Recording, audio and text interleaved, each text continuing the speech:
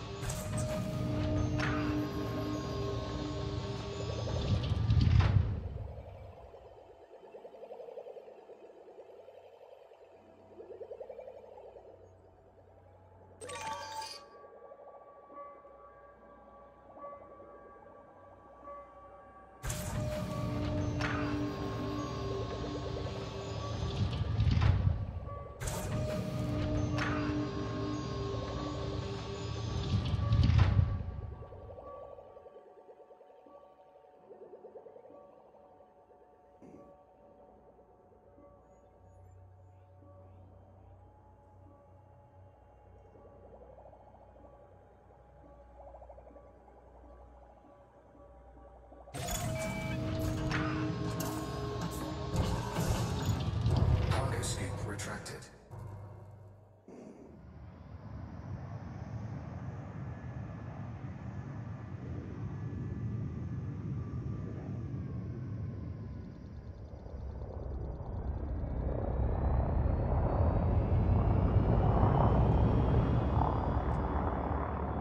Frameshift drive charging.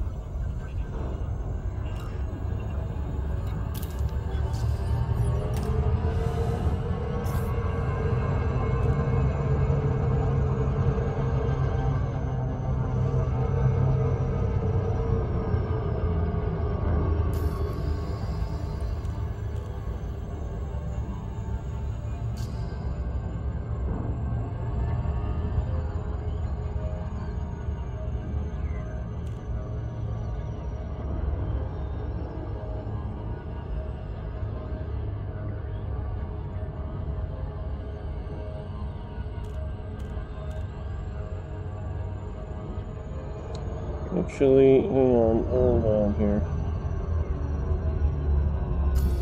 We need to look at a bigger picture.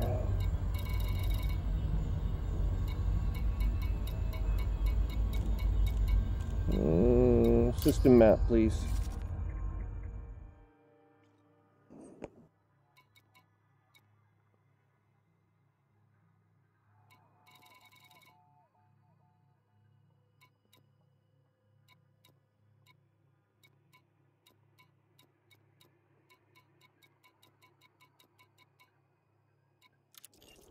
Way out here, and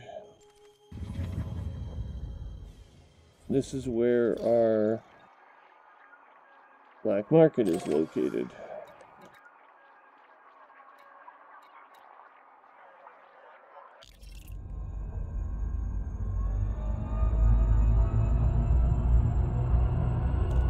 We'll be back.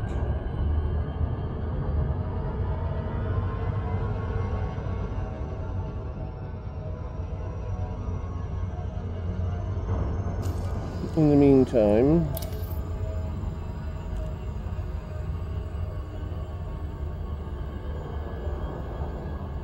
oh good heavens, we need iron and nickel.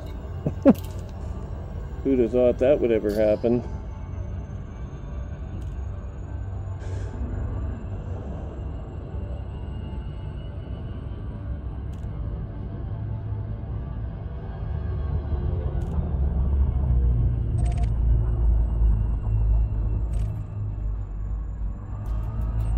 Ooh, threat 4, not good.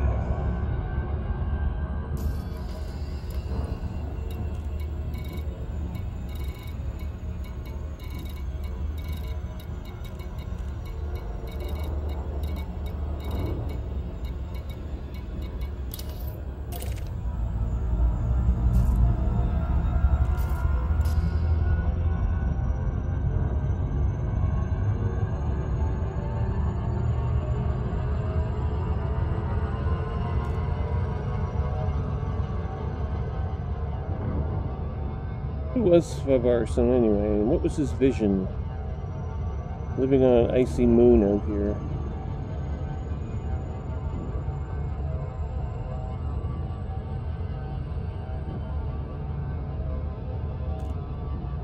Do we know? Do we care?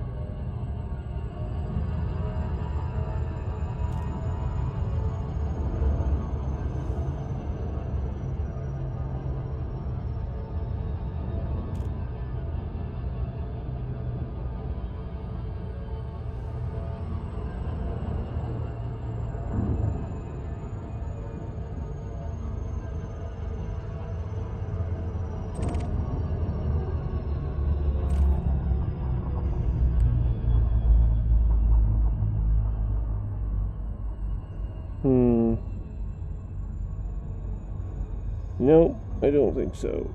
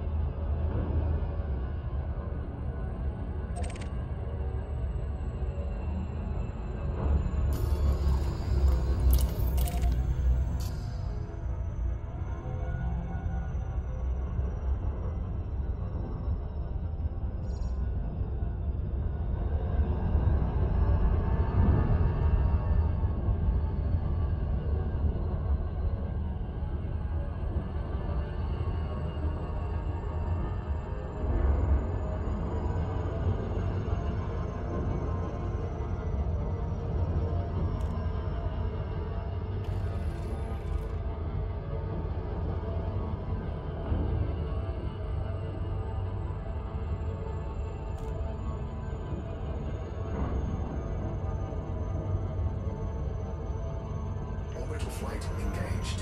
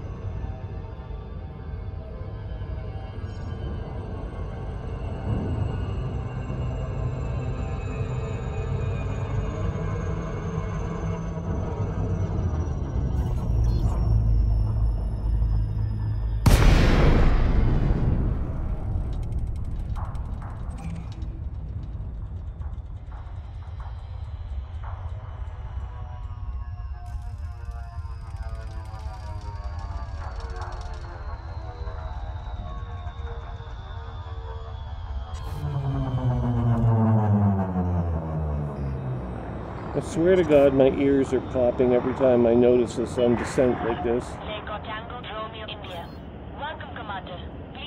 It makes no sense. I'm not in a pressurized environment. I'm in my apartment. In a large city, where the atmospheric pressure doesn't change that radically.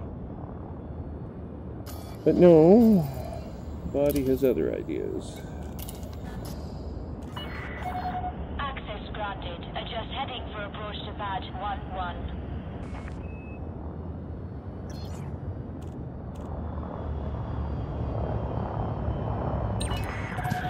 Automated docking approved.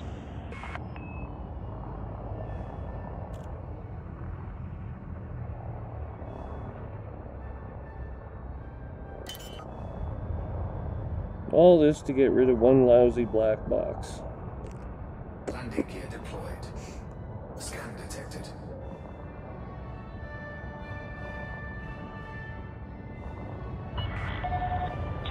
Meters from touchdown.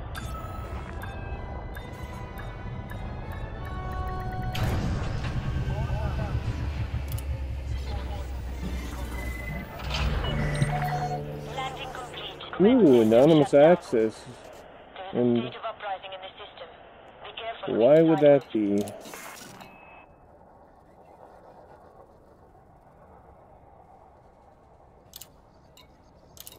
Don't know what I did to make them pissed off, but there you have it.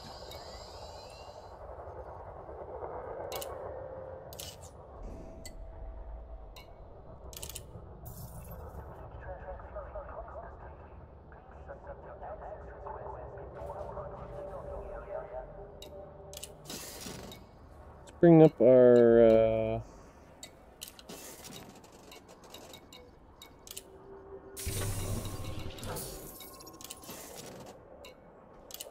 limpet count.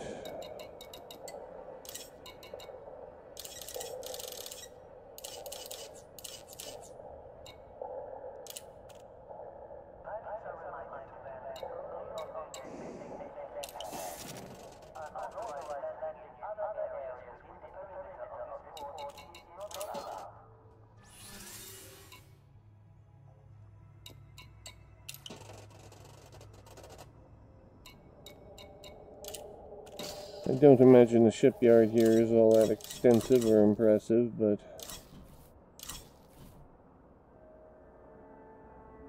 there's a clipper for 22 million. You still need Baron, I don't have quite yet. I'm still Esquire as far as I know. Lieutenant in the Federation and Esquire in the Empire.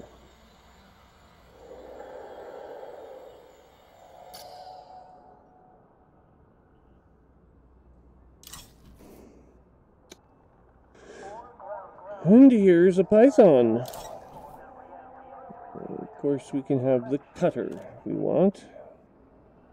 At 208 million credits, it is by far the largest ship.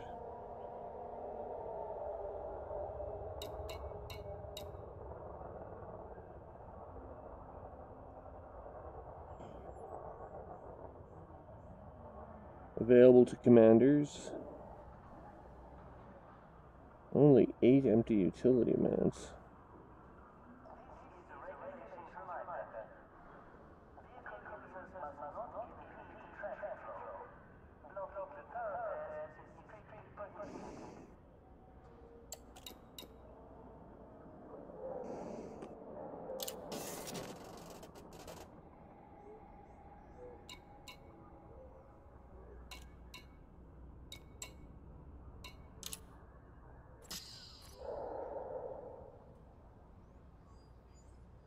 First Mate McGowan is still our choice.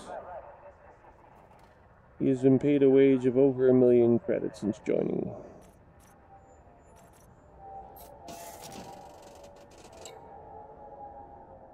His predecessor made 12 million before he was killed in an unfortunate incident at an Imperial starbase, which they seem to be a little bit more trigger happy than the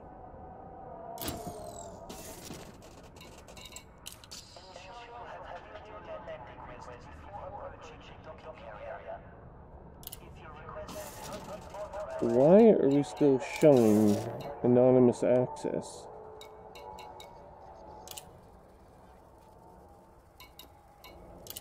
Claim our salary.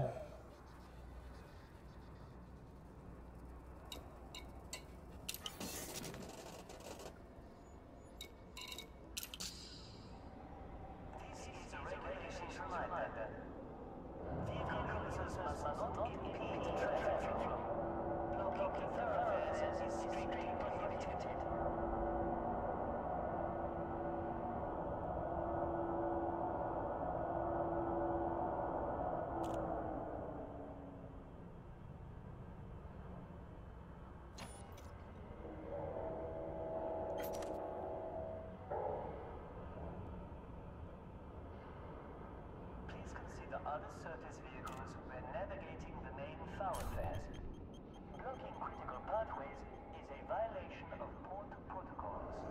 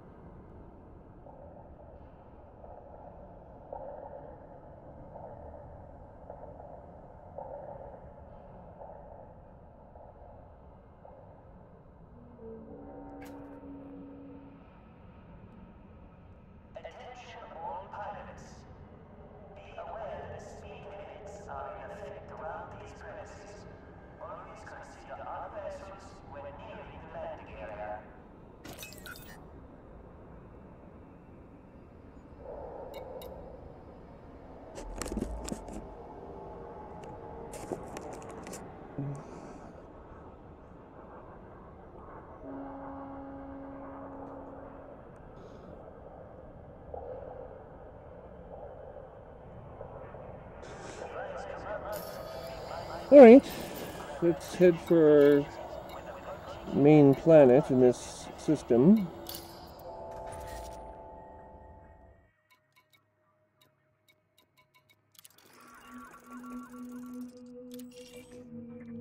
It's around a habitable world.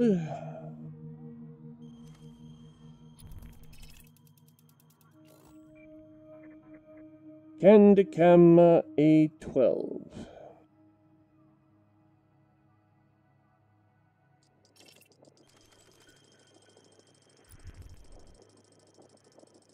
Let's have a look at some of the mineral deposits on these worlds. 2.1 arsenic.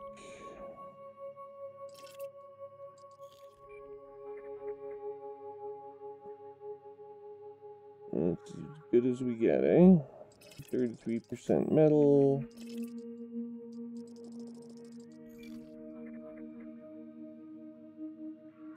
$33, $34. Oh my god. Carries yttrium and tungsten. 33.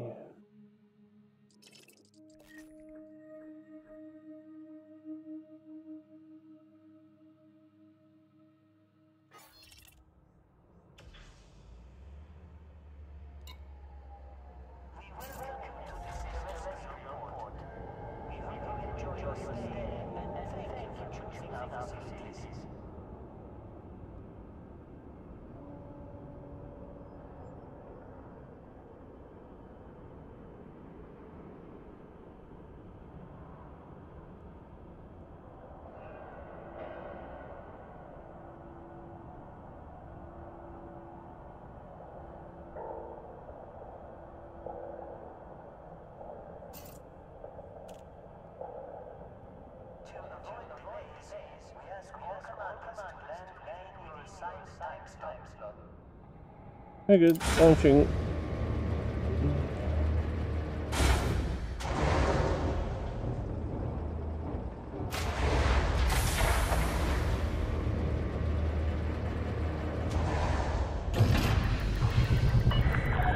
Ship restraints withdrawn. You may depart when ready.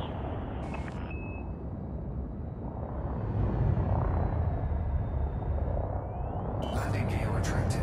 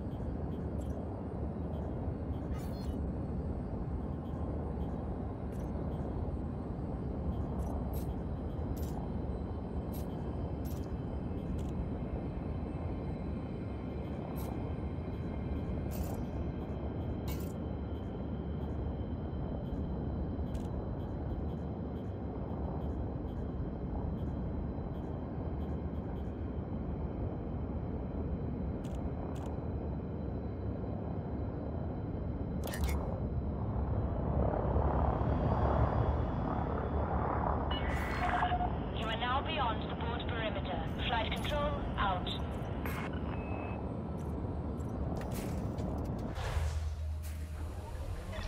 Engaging startup. I'll take over the controls, Commander.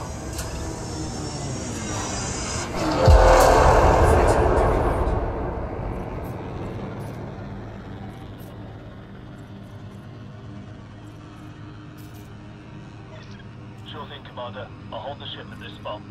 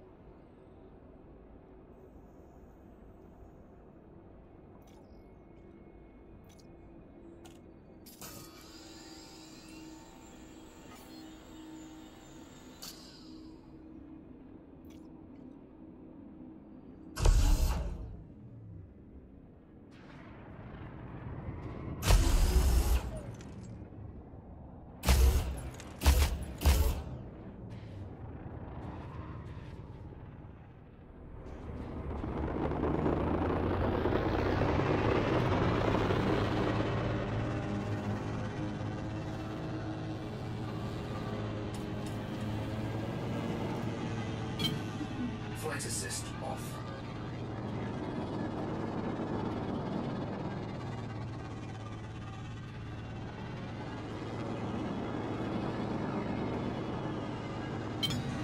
Flight assist on.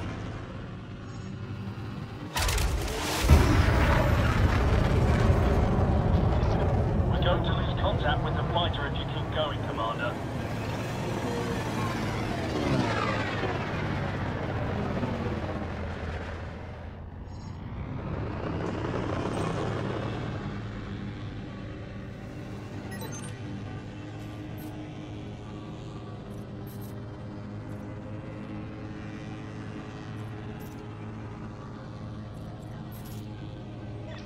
The bay is prepped for arrival. Take it in slow, Commander.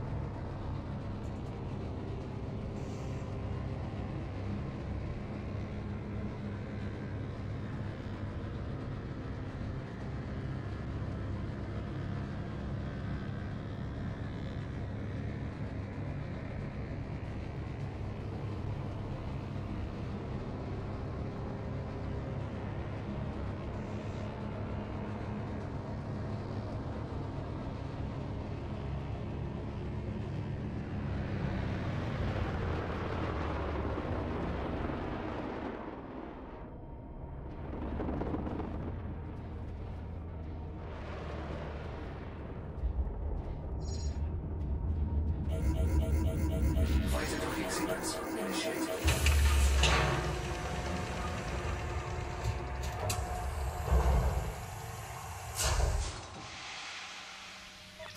Fighter is in the bay. We're ready to go, Commander.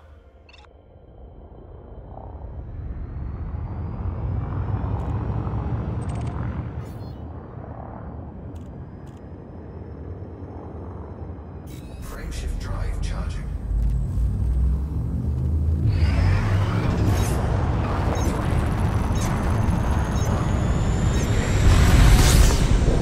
Temperature critical.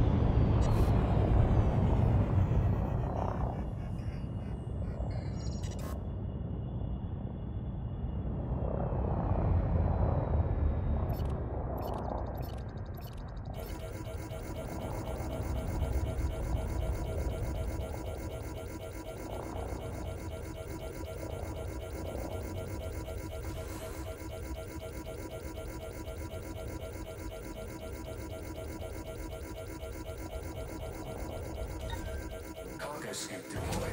Programming limit drone. Programming limit drone.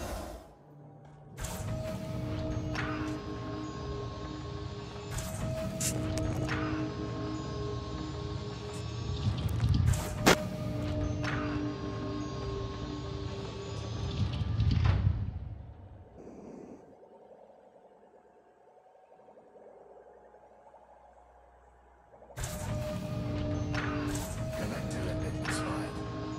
Programming limit drone.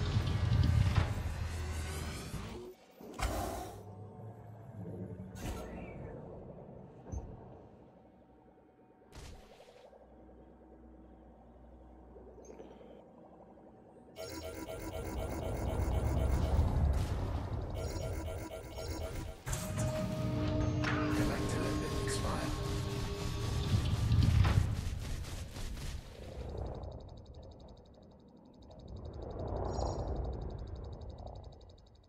External camera on screen.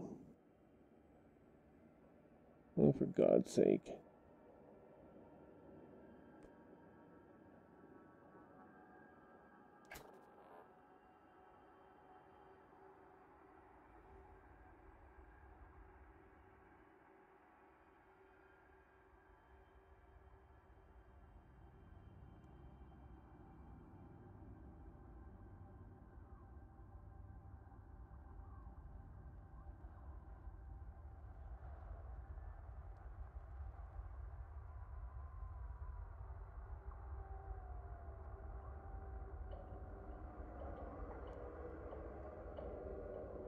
This looks like an Eagle-class fighter.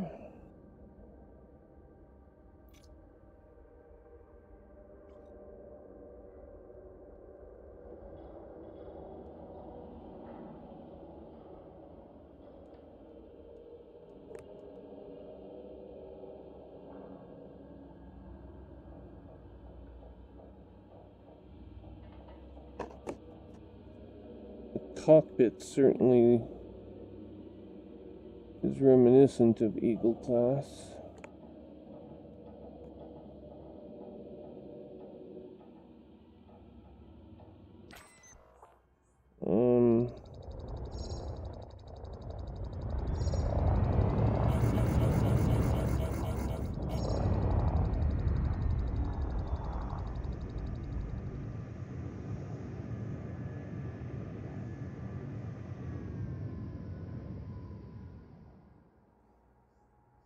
Programming limit drone. Cargo scoop retracted. Cargo scoop deployed.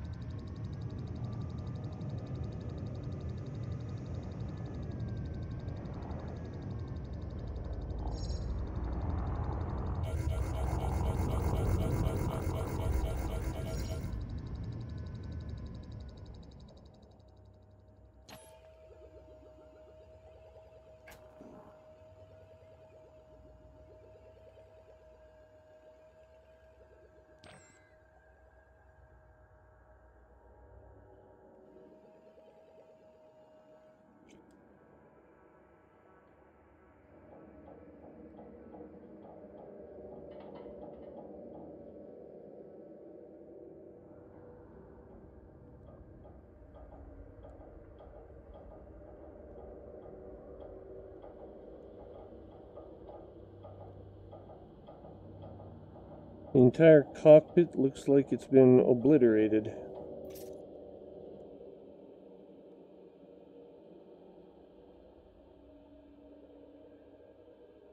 The chair belonging to the pilot appears to be gone. And this thing appears to be... I'm not sure if that's a limpet. I think it's one of my limpets is now embedded in the hull.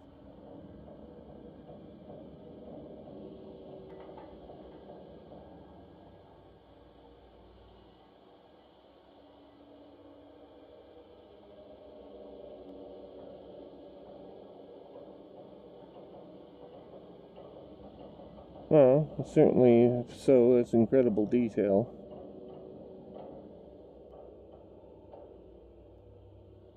But this is the flaming wreckage of an Eagle.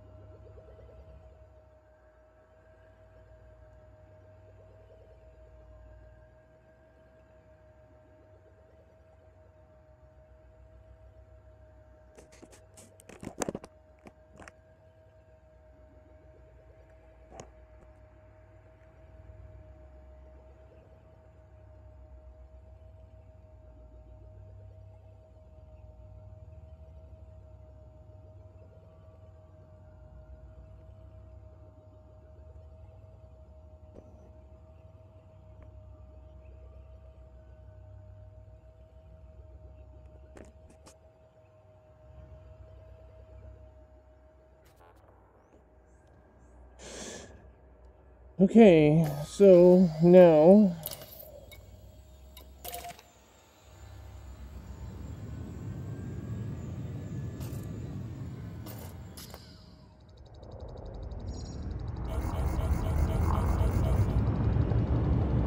we'll go on to Pennington Hub.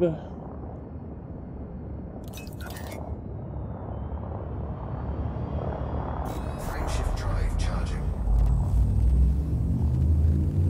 4, 3, 2, 1.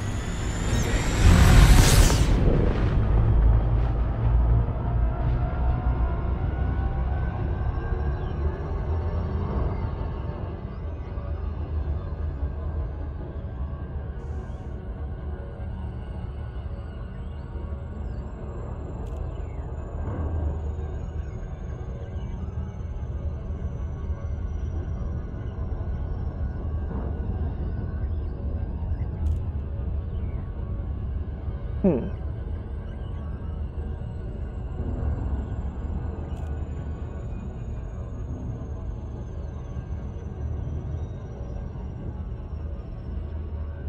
a conflict zone over this world. Might want to take advantage of that in pursuit of some combat bonds for our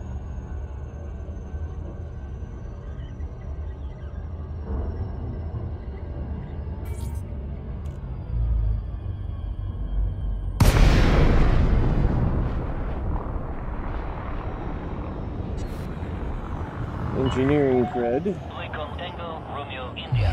Conflict established. Please approach the station at a safe speed and give way to larger vessels, Commander.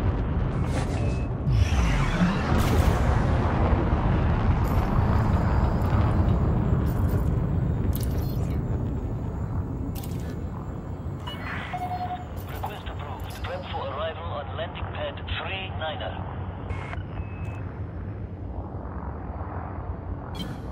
Flight assist off.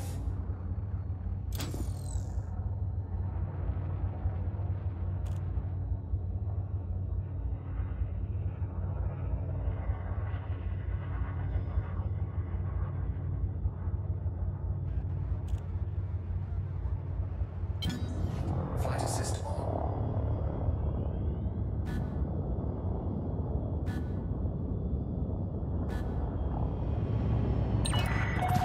You are clear for automated approach, Commander. Detected.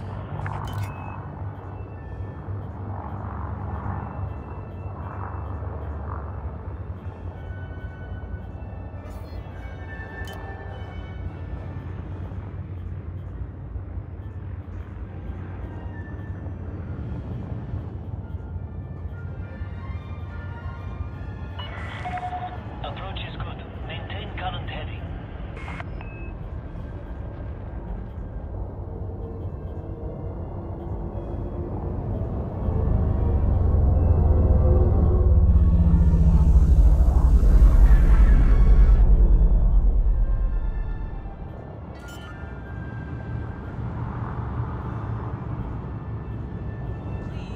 Landing gear deployed.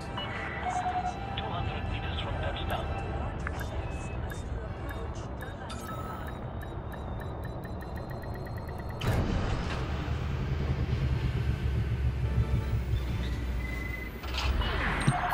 Landing successful. Clear to disembark. Report to station services for more information, Commander.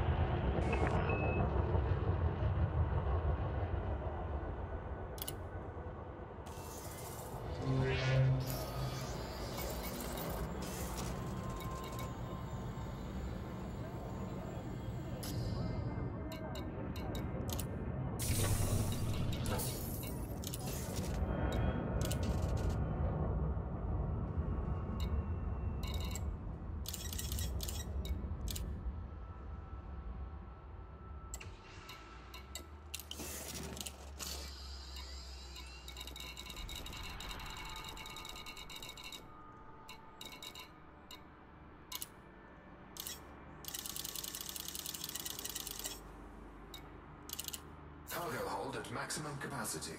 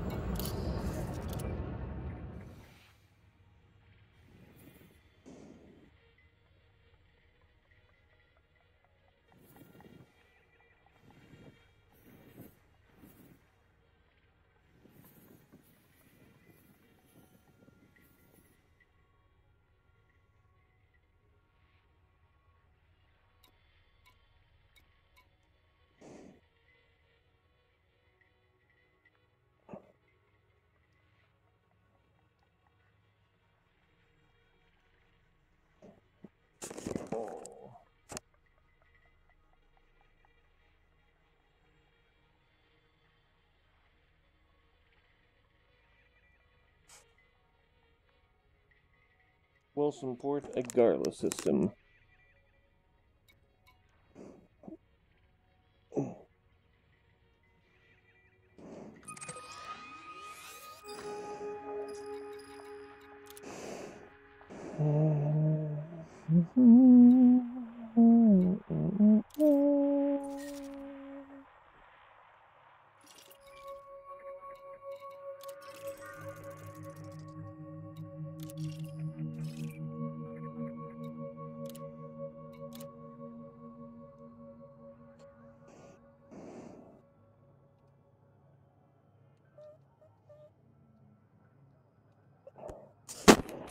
We'll be trading progenitor cells.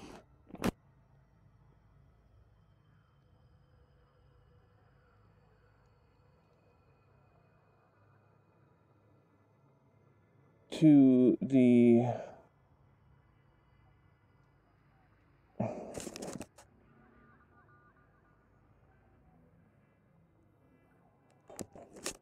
Candicama system.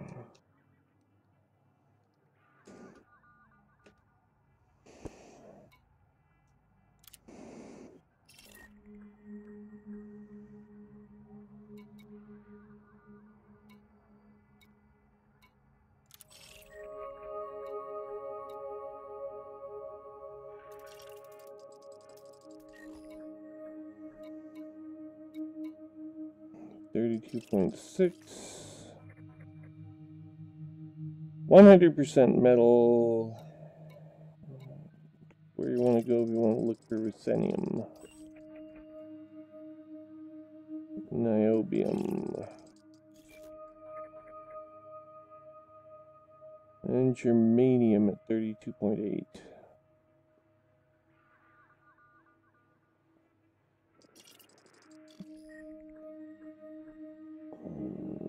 We have a heavy gravity situation on the third planet as well.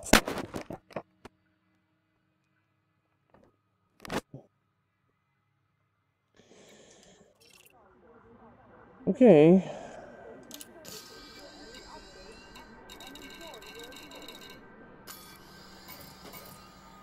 We have our Imperial slaves, okay.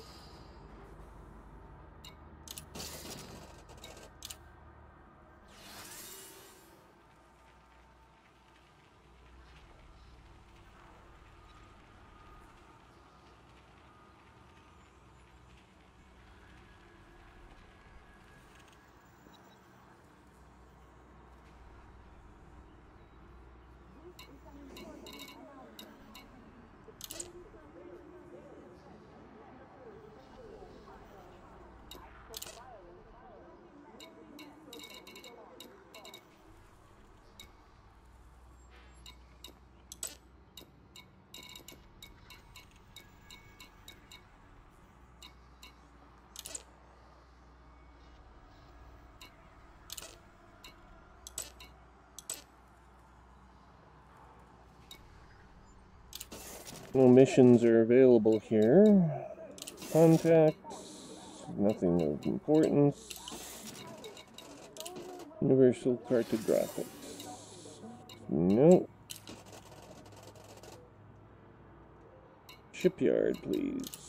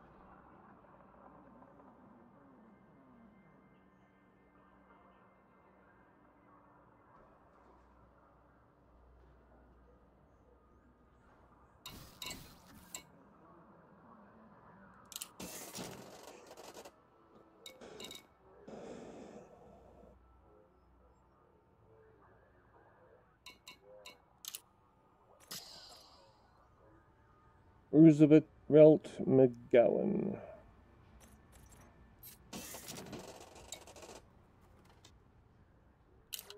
Okay, ready to launch.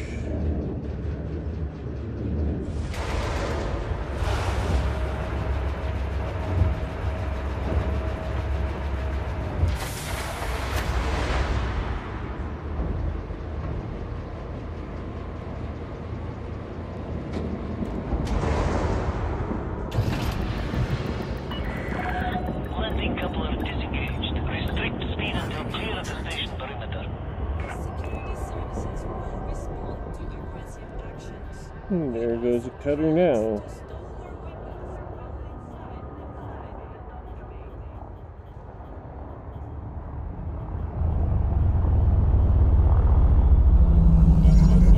inside.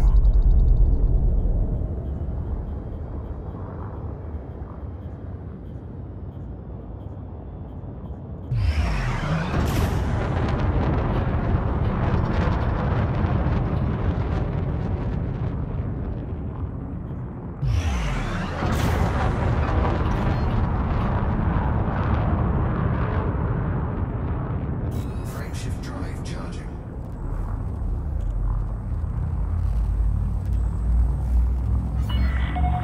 You have cleared the no-fire zone. Flight control signing off.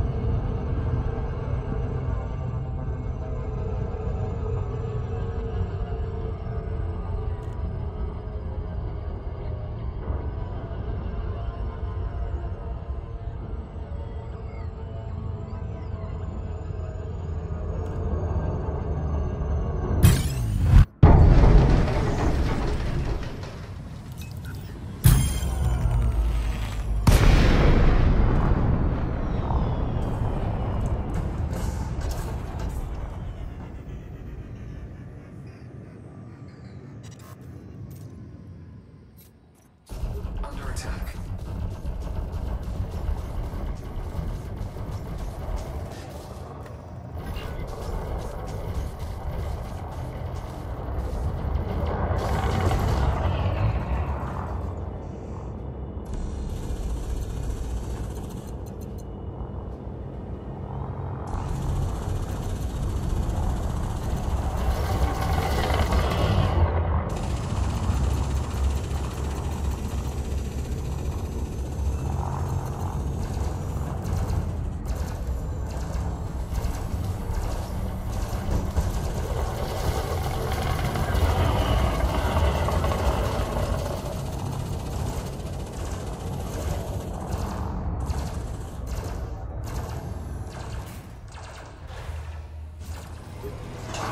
Engaging startup. I'll take over the controls, Commander.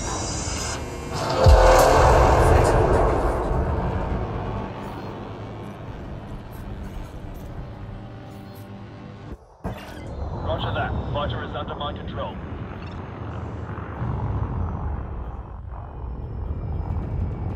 Under attack.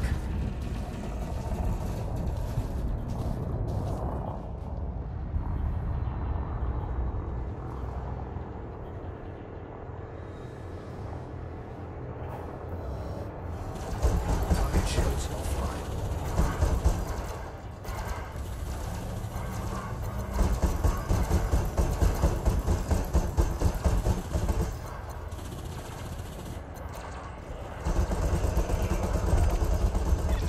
Target eliminated. This area is clear, Commander. Standing down. If you had done that properly the first time.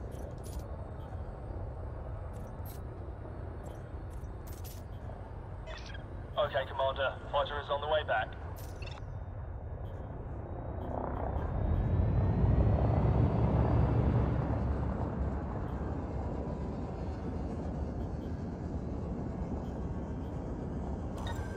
Cargo scoop deployed.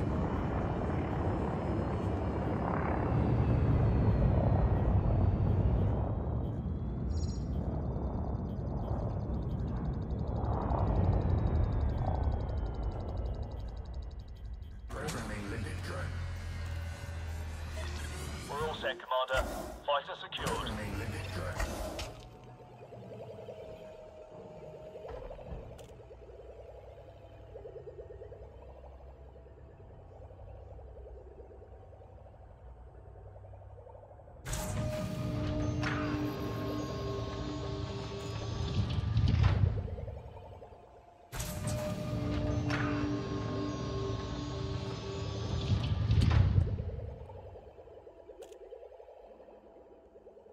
How did we get pushed so far away from Wilson Port? We're almost as far away as Earth is from the Sun.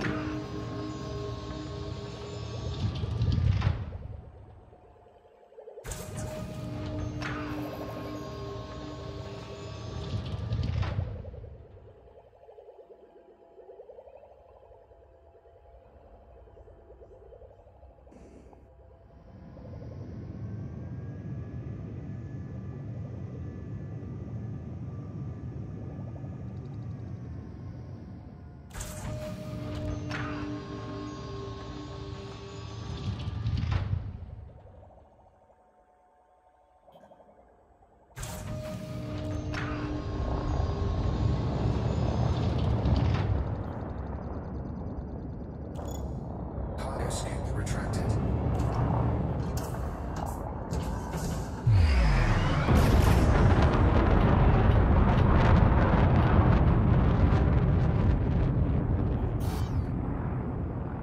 Frameshift drive charging.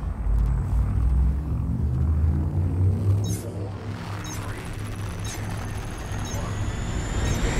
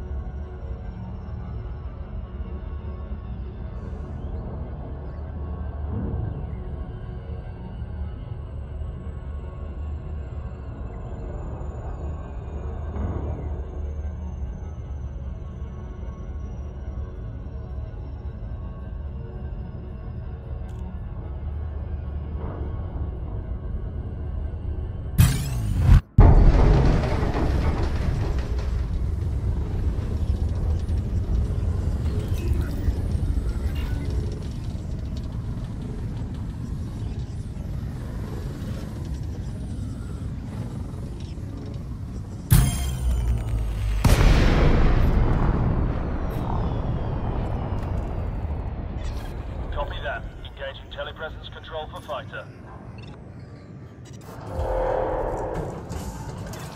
Fighter is deployed. Thermal attack.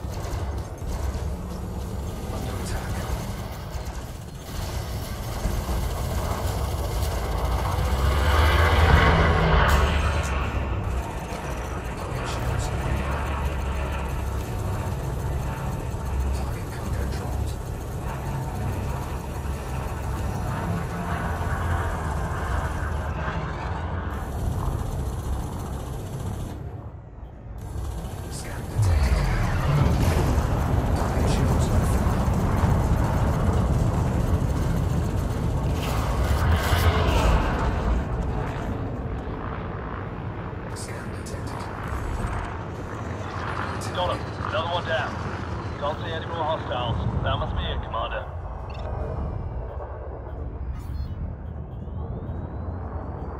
Scan detected.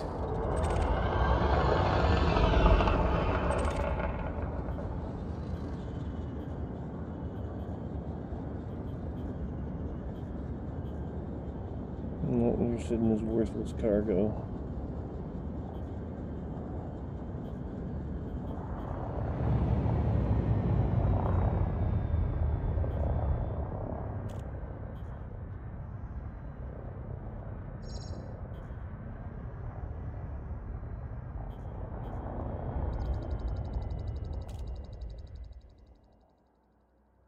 Okay. Programming limit drone. Programming limit drone. Cargo scoop deployed.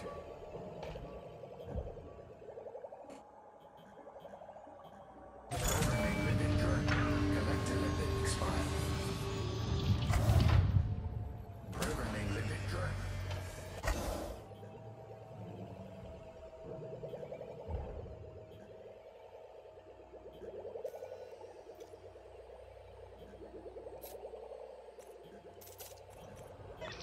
Okay, Commander. Fighter is on the way back.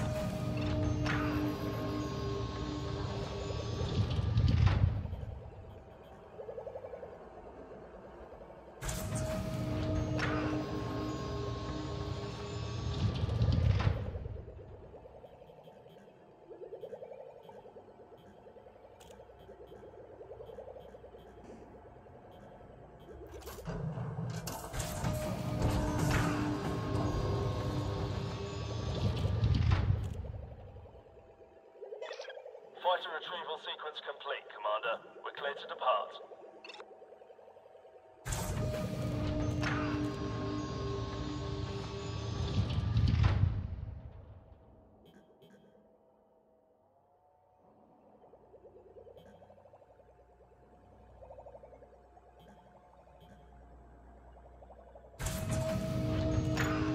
Cargo scoop retracted.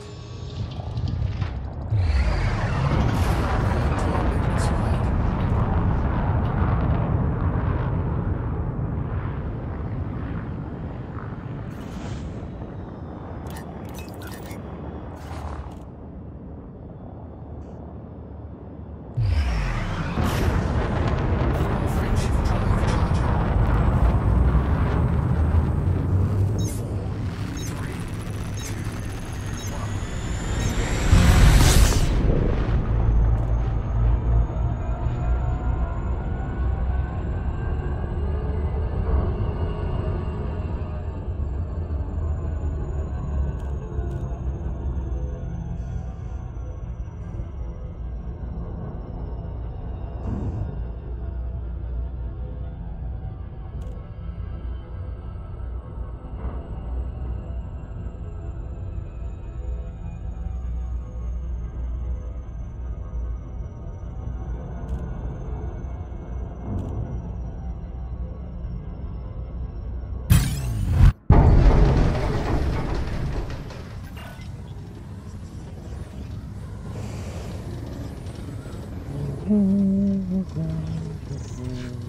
4, 3, 2, 1.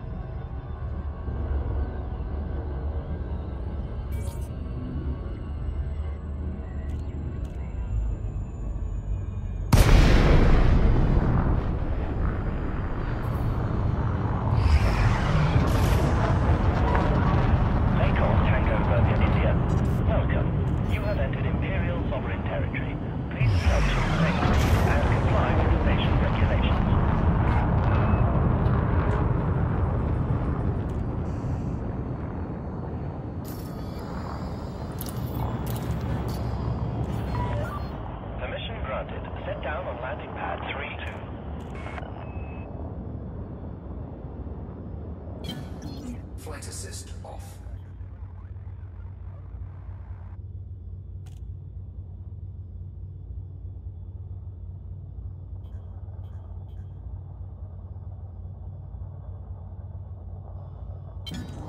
Flight assist on.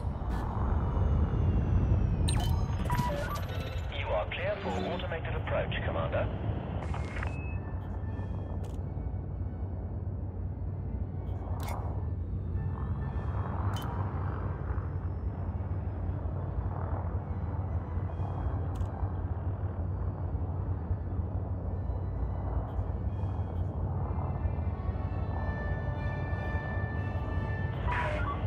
Additional traffic reported.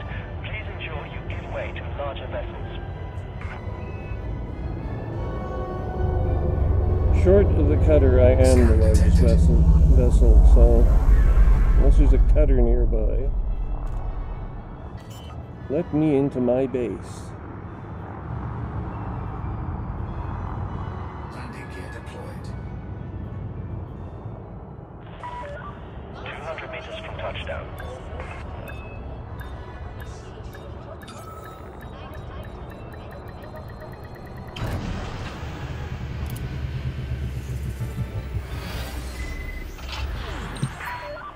Safe and secure. Initiating lockdown procedures. Enjoy your stay, Commander. Your comfort is our top priority.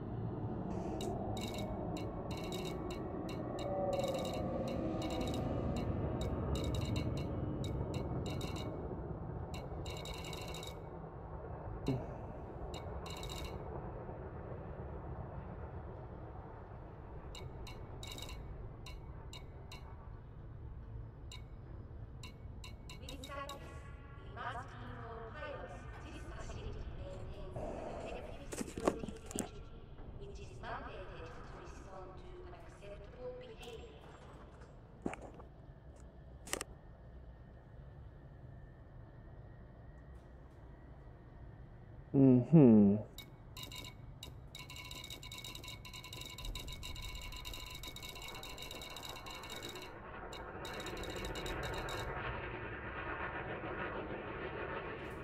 Oh, here we go.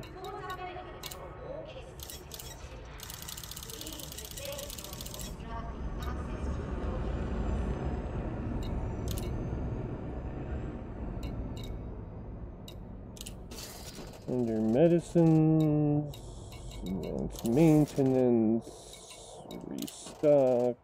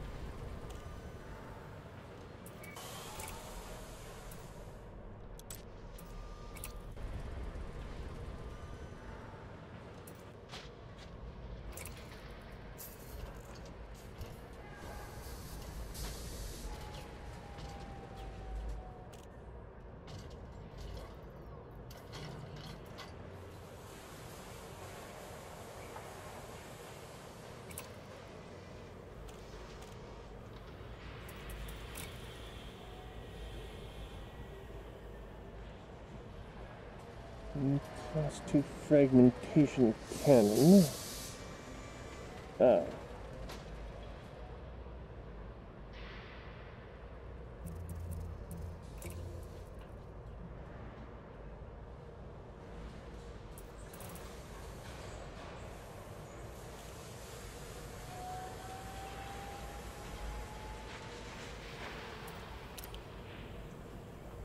Right, so we take missiles.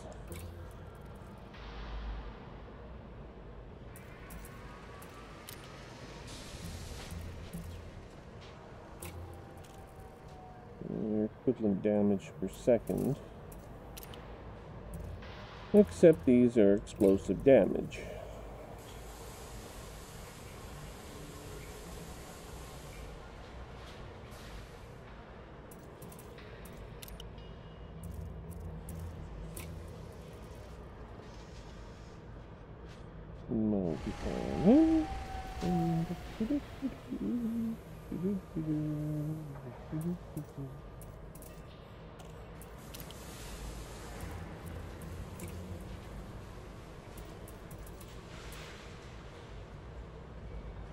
Ooh.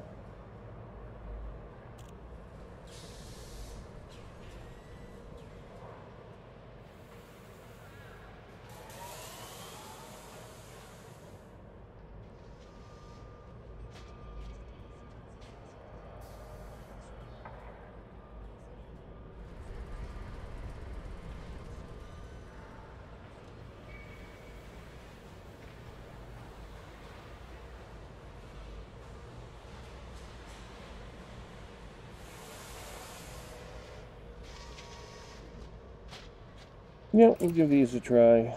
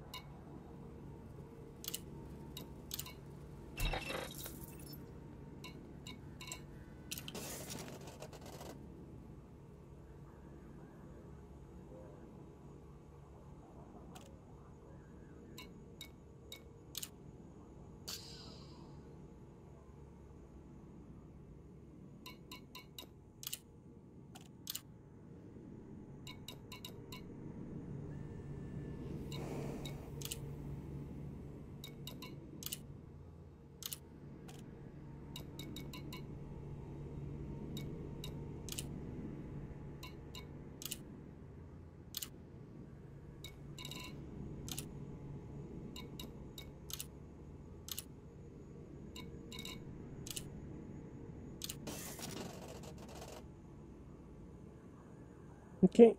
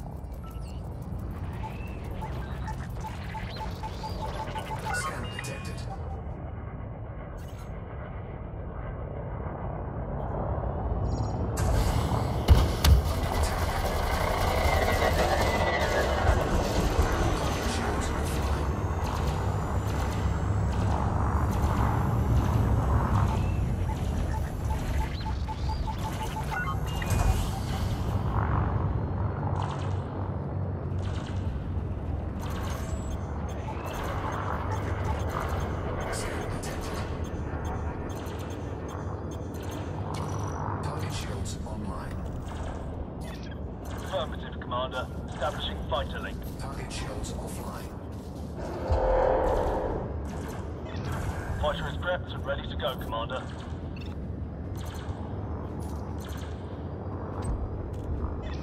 Tango is down.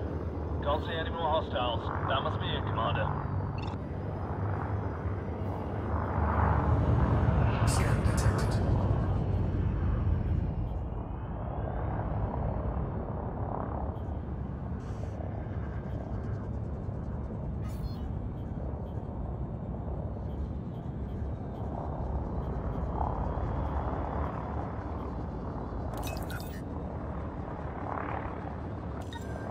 Cargo scoop deployed.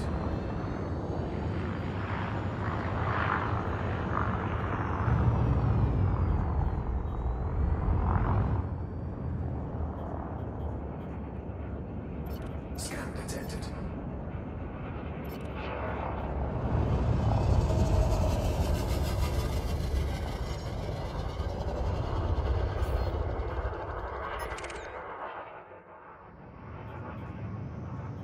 Programming limit drone. Scan detected. Cargo scoop retracted. Programming limit drone. Cargo scoop deployed.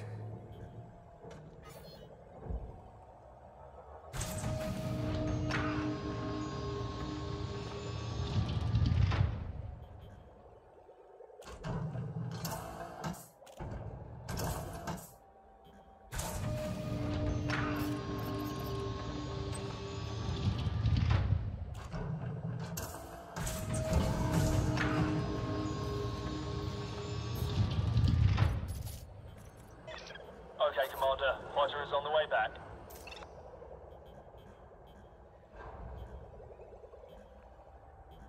Collector limit expired.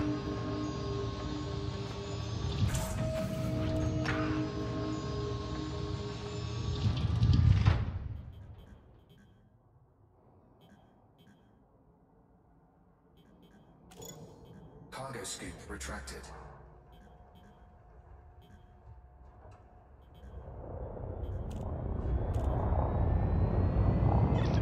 Fighter retrieval sequence complete, Commander. We're clear to depart.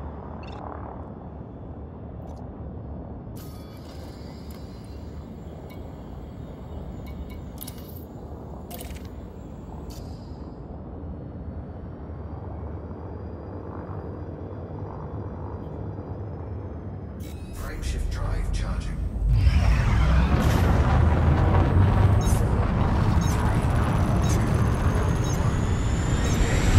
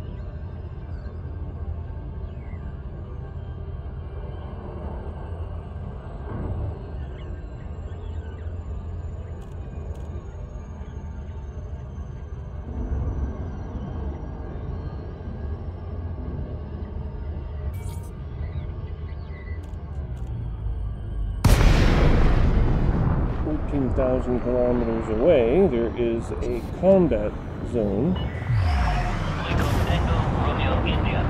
This is Independent Star System Commander. Requesting Danger no intervention drifting prior to into touching this down. area.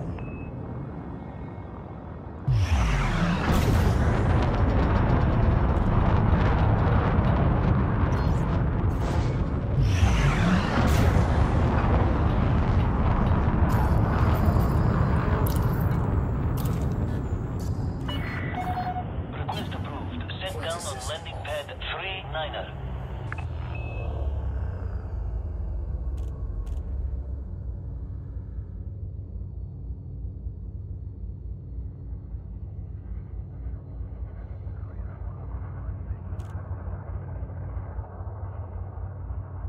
Scan detected. Flight assist on. You are clear for automated approach, Commander. Scan detected.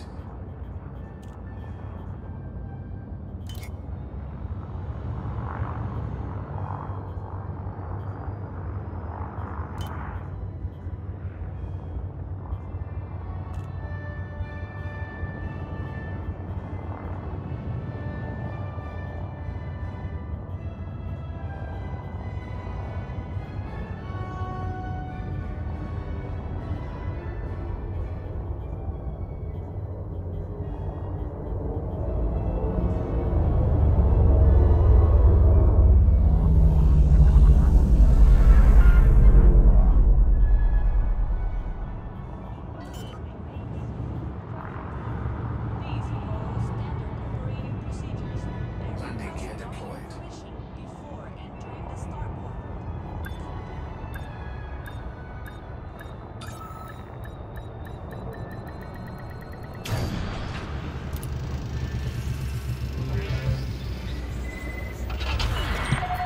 Landing successful. Docking restraints engaged.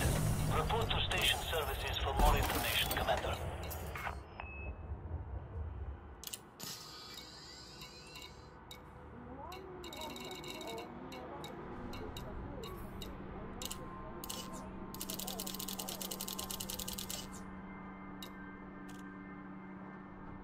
$500,000, eh?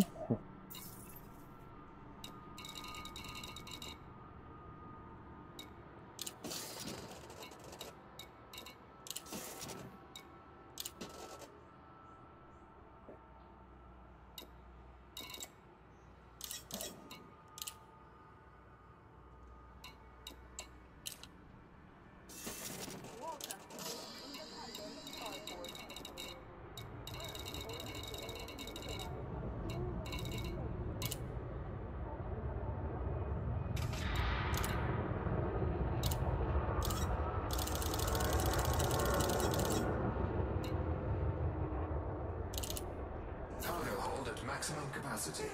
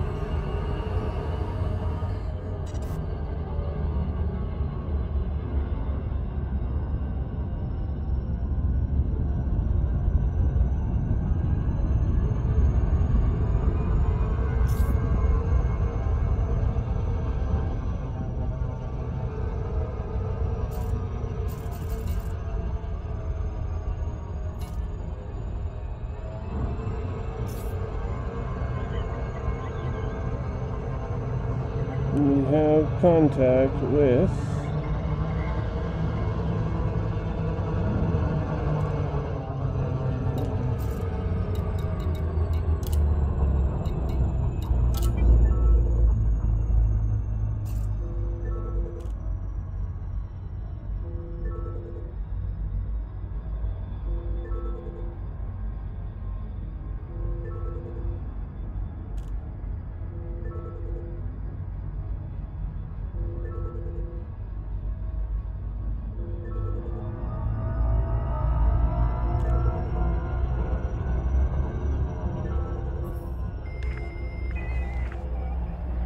Hello? So where have you been lately?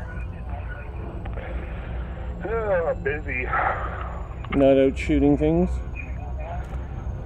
Was out at the range tonight working. We put a new entrance gate up, and then we put up a new fence along the road. We did some work putting the fence up tonight, and then we had to grab all of our 3D targets, haul them to the indoor range, because Saturday we're having a benefit tournament or benefit shoot for a little girl that's got leukemia. Oh, okay. So everything we get for that gets given to her to help with her expenses. So last night we had league, so I was out of the range. We're supposed to work on gluing targets, getting targets ready. Damn glue is old and froze over the winter and no good. So every night I'm usually busy. Yeah. I think last night I probably got on for about an hour, probably out shortly after you logged off. Yeah, I was starting to think about logging off myself. I'm just in the process of trying to rebuild my finances after losing about 20 million thanks to 2 ship losses, both of which were related. Well, I know you blew your ship up the other night when I was on, but... Well, when I went to the starbase, it was still hostile, right? But it was letting me dock. So okay, I get within a meter of the space doors, and then all of a sudden the starbase goes hostile and starts shooting at me along with all of its fighters.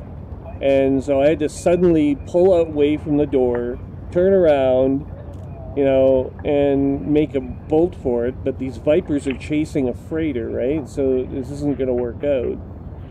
And I couldn't keep the shields up no matter how hard I tried. So it was pretty much a done deal at that point.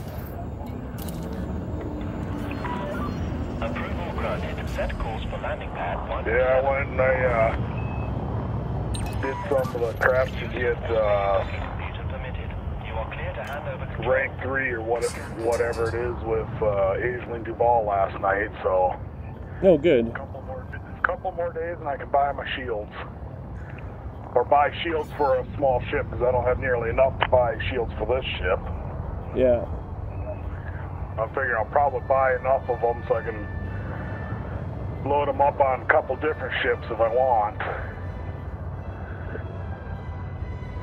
Well, this is the thing. I don't think I'm going to have enough money to buy the Anaconda before I get access to the prismatic shield. So I can either wait until there's enough money there.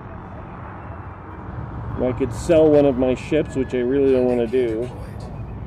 Yeah, or just keep earning money and stay in Aislinn's good graces so you can afford your Anaconda. Yeah, but that could take a long time. I mean, I'm hovering around 100 million credits right now. After just now, we're about to find out how much money I'm gonna have total. Let's just have a look here. We're selling our Imperial slaves off. About the music in my video, that's actually from Elite. I know. It sucks. Okay, yeah, it does suck. I muted all the music in the game because I can't stand it. Yeah. Incoming message. Same 3 songs gets old after a couple hours. Well, there's apparently some sort of... Yeah, I have 82 million right now. So I've already gained 4 million credits tonight. I'm finding it harder and harder to find worlds that are profitable. None of them are like medical emergencies.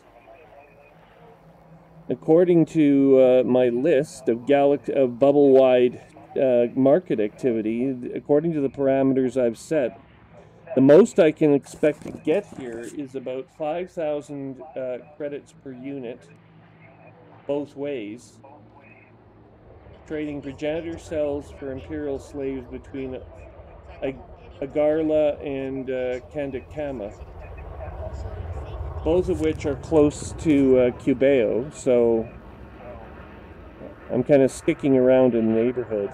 And I make about, let's see, I just made 2.2 million right now, plus 4, so about 2.6 million per trip. That ain't too bad. And that's not too bad, so, per round trip, that is. So that's what I get. 2.6 million, back and forth, back and forth, back and forth. And I'm going to have to do this another 8 or 9 times in order to get towards 100 million credits again. So I've worked off about half of what I've lost. Well, I've done that many times.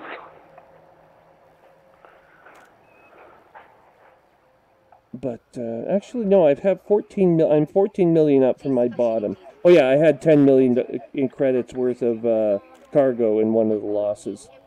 Yeah, that happened too. It sucks. Yeah, when you're carrying 10 million credits worth of merchandise, it gets blown to smithereens and frickin' Starbase.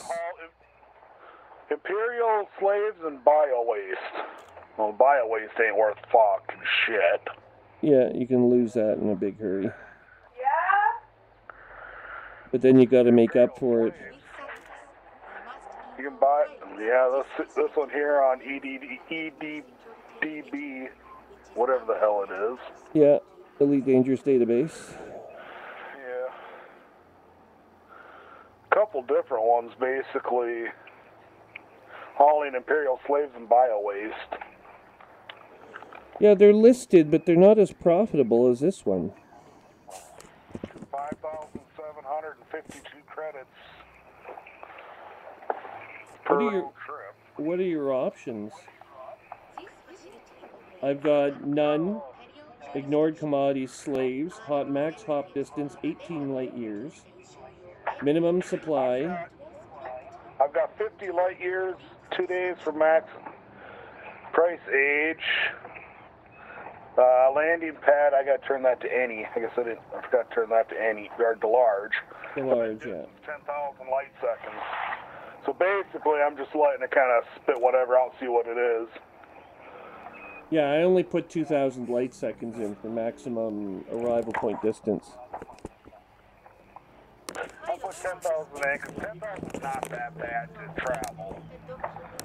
It's about 3-4 minutes, if you're lucky, but there's one mission I saw at the last station I was at, 360,000 light seconds to travel to get to the Starbase. Once you jumped in system, I'm like, hell no, and this is just for a data mission, like 285,000 credits to deliver the shit. It's like, well, yeah, because nobody wants to sit there and Super Cruise for 4 fucking hours to get there. That's about it, yeah.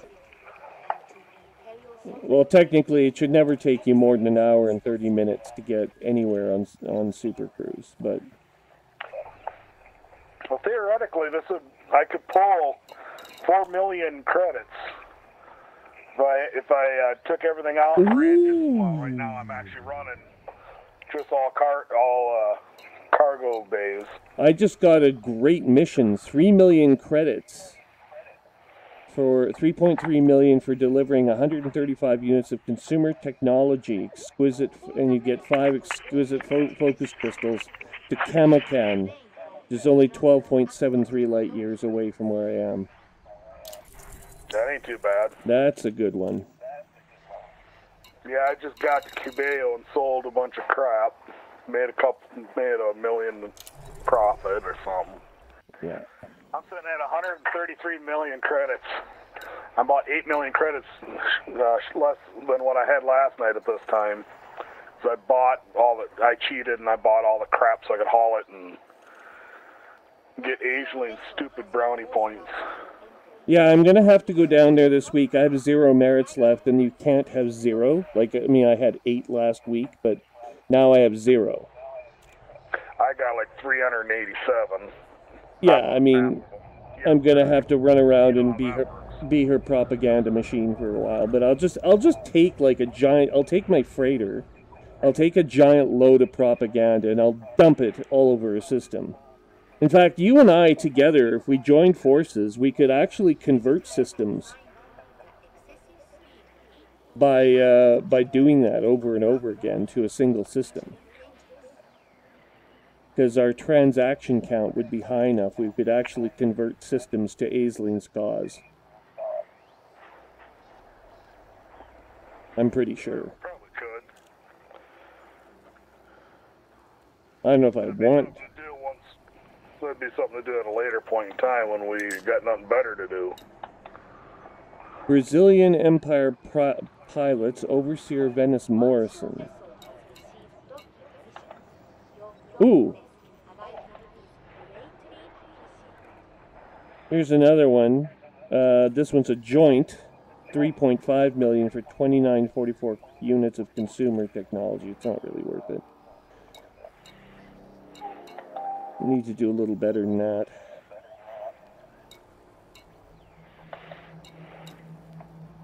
I think for the joint missions, I'm looking at 5 million and up for anything like in the 2,500 range.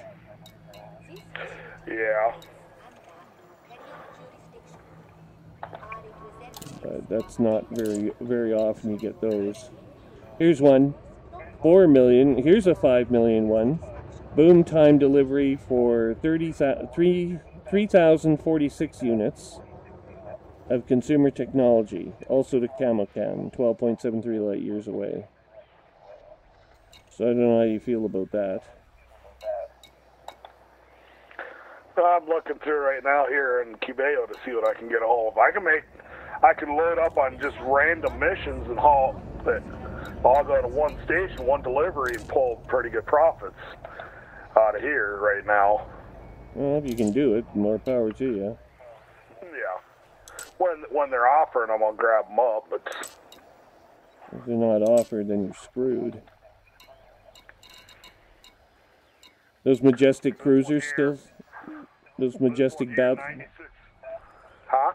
Those majestic battle cruisers are still hanging out there? Yeah, they're still out of Shalomi Port, Orbital, whatever it's called. Let's see, 96 units of beer for 600,000 credits. I'll accept that one. Just cause. Well, because it's pretty good money. Yeah. Holy crap, there's the Argala... Here's another 120 units of beer for 914,000 credits to the same station. Oh, there you go. Well, there's like 8 different missions going to this one station. All beer. I'm just going to grab the big payday ones. And they're all delivering beer. Beer and alcohol. I can always haul alcohol to this place. Oh, here's some fruit and vegetables. 90 units of fruits and vegetables. They gotta. They'll just use it. They'll just use it to ferment it and make more beer. They gotta infuse their alcohol to make it taste better. So the 600 credits for that. The Agarla Gold Mob. They want to shut down power stations all over all over this part of the empire. Down this power station, down the settlement power grid, power down the settlement power grid. Nice. Yeah, they want to stir the pot, piss everybody off, sounds like. Oh, they're a bunch of terrorists is what they are. What, Jasmine? You guys ever notice that my skin is as soft as a baby? Well, you're a girl. Girls usually have a little bit softer skin than boys. It's weird. They were touching my face. Oh my God.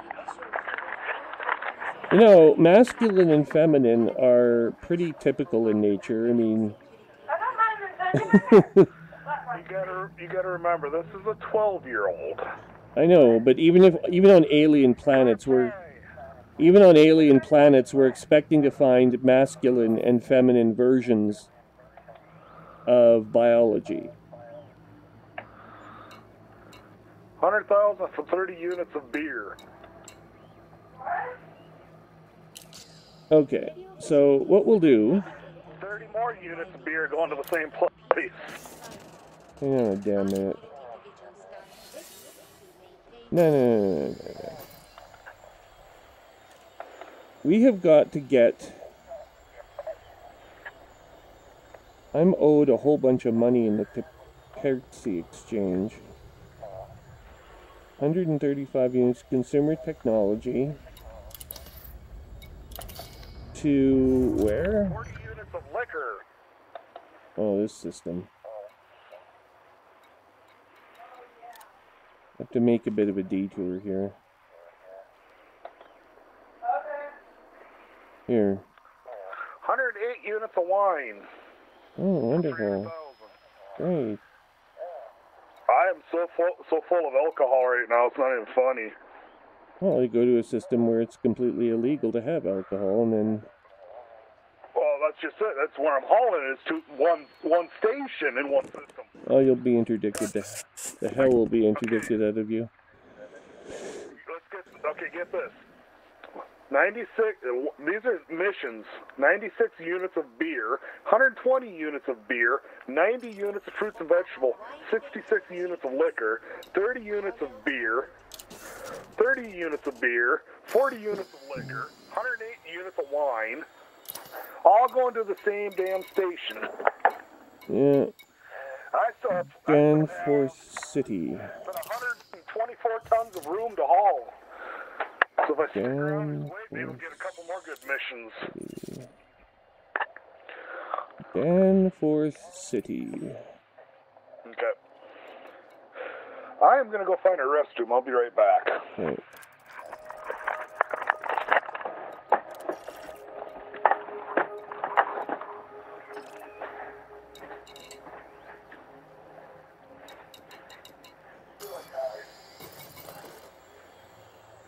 I think we need progenitor cells here.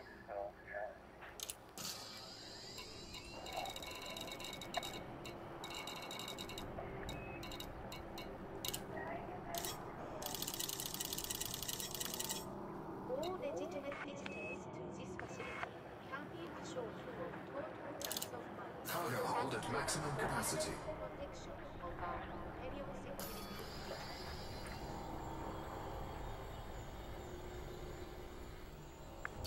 Yeah, whatever.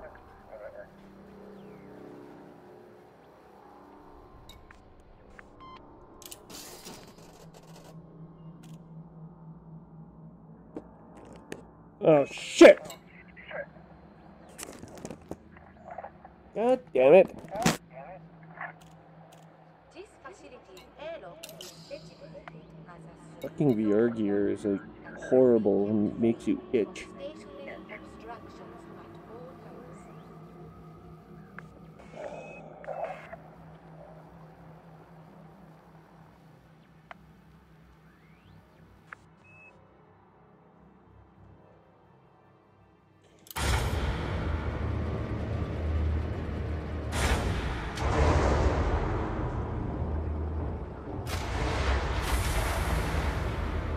Welcome to Imperial Security.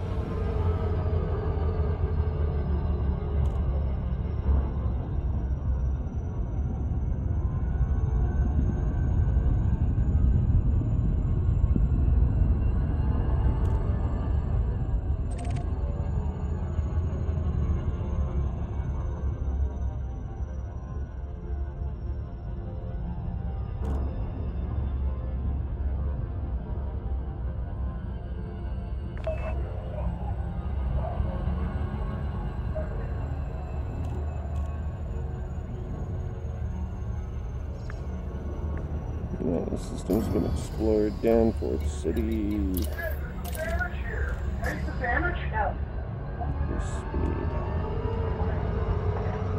I want a sandwich. Hey, go give me some Diet Coke. I'll open the any fridge out next to my garage.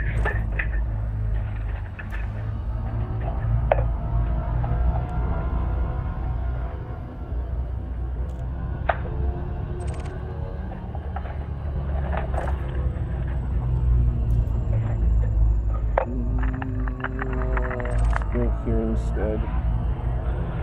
Anybody home? Yeah, I'm gonna attack this. There's weapons fire detected in a anomaly here in the system, so I'm just gonna nicely butt in and use my. Oh, I replaced my fragmentation cannon with a missile rack to see if explosive damage is any more effective. Those missiles are pretty long range. You need to take out shields before missiles are worth a damn, though. That I will tell you. From personal experience. I don't know. Explosive damage is supposed to hurt the shields, too. It does a lot better if you can rip the shields down with some good lasers, and then just give them a barrage and keep launching missiles. Okay. That's usually how I take my Apple Explorer. Most small fighters that try to interdict me, I blow the shit out of them. Because I got a couple of heavy-duty lasers, and I got 4 missile launchers on that thing, and I have them all. They all fire simultaneously, so I'm launching 4 missiles at any given time. Yeah. Most defensive. Well, I just fired a missile at this one Viper. It's got a shield. It took down a shield arc. Yeah. But like I said, they do a lot more damage once the shields are done. And now It he's. rips the whole pieces fast. Yeah, he's dead. Yeah, but I mean, so do lasers. I mean, everything does better once you have the shields down. The lasers usually do more damage to the shields and not so much to the hull. Whoa! Hang on! Holy shit here! Hang on. Something's wrong. Hang on. What do you want me to hang on to? Fucking Christ. This goddamn thing is just fucked. Jesus Christ, what a piece of crap. What is your ship? No, my fucking controller. I'm gonna have to get a HOTAS or something. This fucking controller's a piece of crap. Which means I've got to relearn how to frickin' fly this ship again using a completely different control interface. Oh, it's not too bad. You pick it up pretty quick. Anyway, I should be working right away again. I've got interviews tomorrow and I had one on Wednesday that went fairly well. But I mean, I've had interviews go well before that, where I didn't end up getting the job because they didn't have a clue what they were doing. They didn't ask me questions, as I told you before, that they asked the other candidates. So it's not very fair. Not very balanced. Most of the time they don't know what the hell they're doing.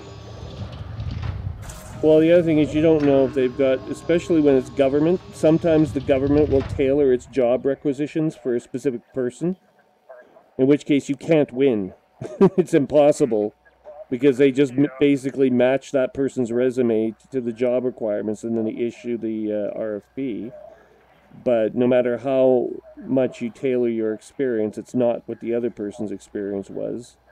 Since you didn't work exactly the same place at the same time and didn't do a better job than they did. Demonstrably. You could have even done a better job than they did, it wouldn't matter. Okay. Orders. Recall the fighter. We're go for automated retrieval, Commander.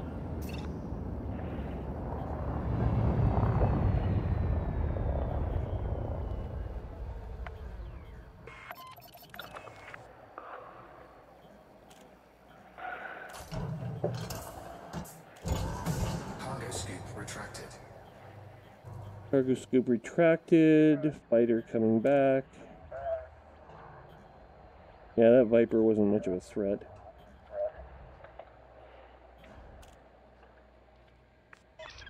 Fighter retrieval sequence But complete, Commander. We're put clear to 8 of them depart. on me at once, it's a completely different story.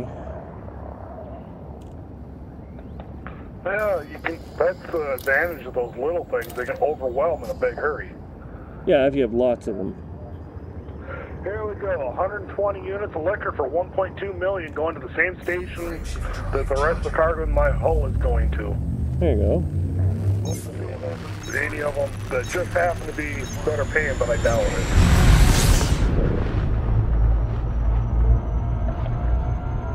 It's Manafort City.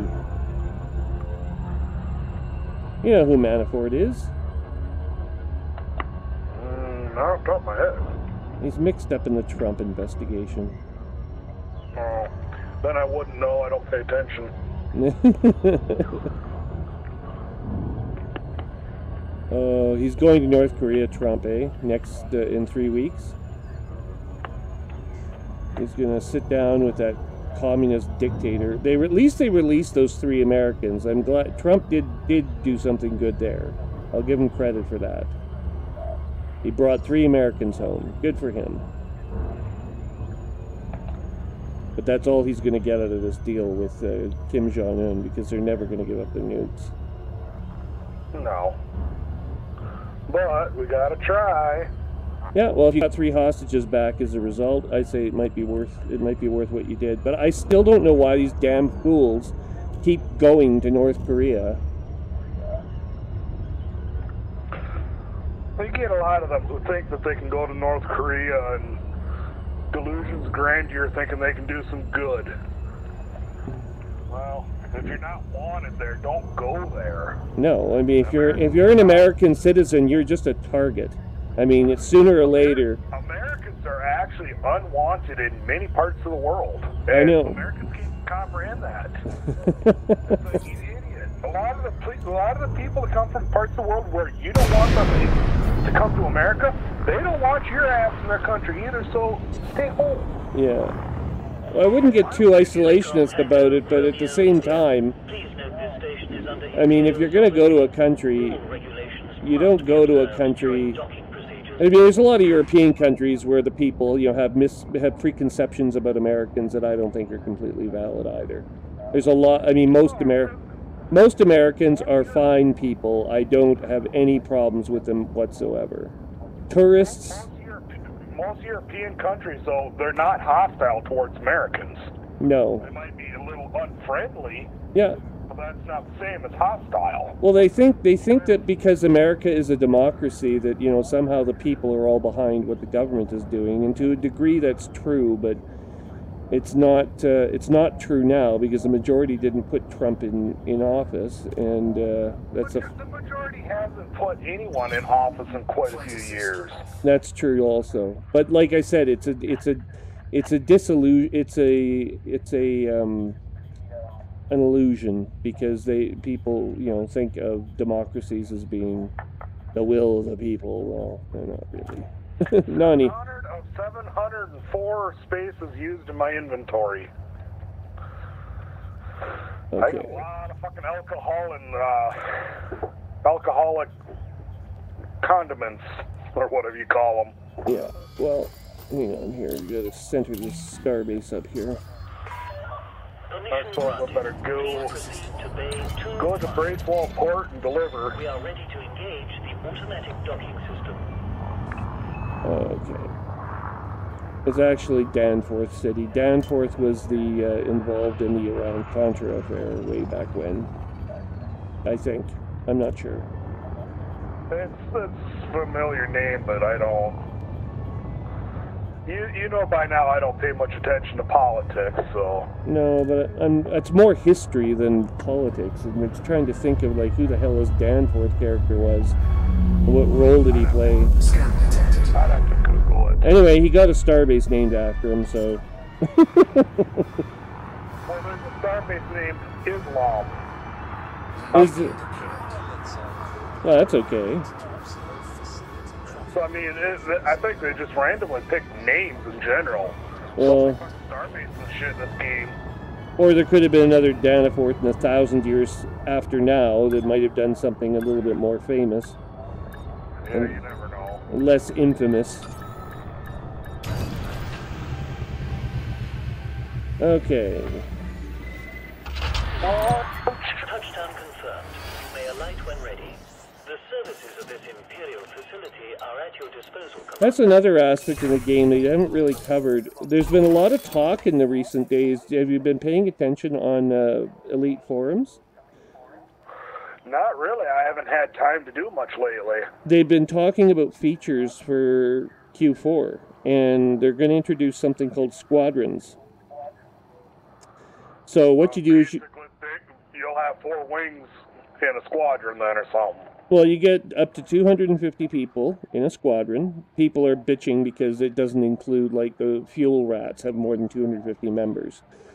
So there's talk of, like, how this is going to split up the fuel rats and whatnot. But basically this would enable certain factions to get carrier ships, which will be controlled by the leader and officers of the squadron. And that's how carrier ships are going to work. So if you want to order a carrier ship... I want to be the pilot of the carrier ship. God damn it. Well, you're not the pilot. You're the commander. So you get to order the carrier ship to go from one place to another. But it goes according to, you know, NPC control, basically, bridge officers. I don't think they turn you into the helmsman and let you fly it. I've read about some ideas like that about a month ago in some forums I was looking at. Yeah. But I suppose you probably ended up reading some more of those, some of the same forums, because that sounds pretty familiar. Well, they had also a live episode on YouTube today, this afternoon. After I, yeah, they were talking about. I was working on my app at the same time, and they were talking about how they're going to have these carrier ships. Everyone got all excited because, you know, it's a new ship type, and it's completely different than the ship types we've had up to this point. But how they're going to implement it, they're looking for basically player input. Okay, there's an Imperial cutter heading into the station. It's a commander. His name is Howling Moron. Mm-hmm. That's kind of funny. Yeah, it's not very flattering. He's got a crew member with him. Crew 1 of 2, so...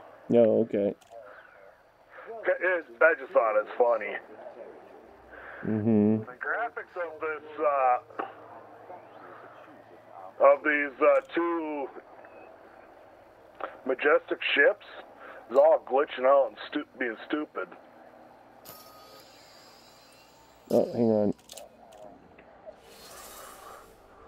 Maybe it's something to do with the crew member. I have no idea. Okay, we got 3.3 million credits for that. Well, here's another Commander Slider 16, Imperial Cutter. So apparently there's a lot of people with cutters in this neighborhood. Well, yeah, they're probably all working for Aisling or something. Well, here's the Fer de Lance. Oh, it's like a little rodeo you get to watch. Oh, you might be interested in this. 6.3 million credits for 846 units of CMM composite. The hell, that's an easy one. Do you gotta buy it or just haul it? No, you gotta buy it. That sucks. CMM composite is not only expensive, extremely rare. That blows chunks. Then it probably ain't worth it. No. It's tempting though. When I saw the 6 million, I was like, oh. If I get around this damn this damn star base, I can jump into hyperspace, but I'll be waiting a while. Holy shit, 13.3 million. for 1,599 units of superconductors. You have to get it yourself, but who cares? It's 13 million credits. But between two people, it might be profitable. If you could find another one or two people to join in. Well, there's not. Everyone else is working on this stupid community goal right now, like our other wing members that we've used before. Yeah.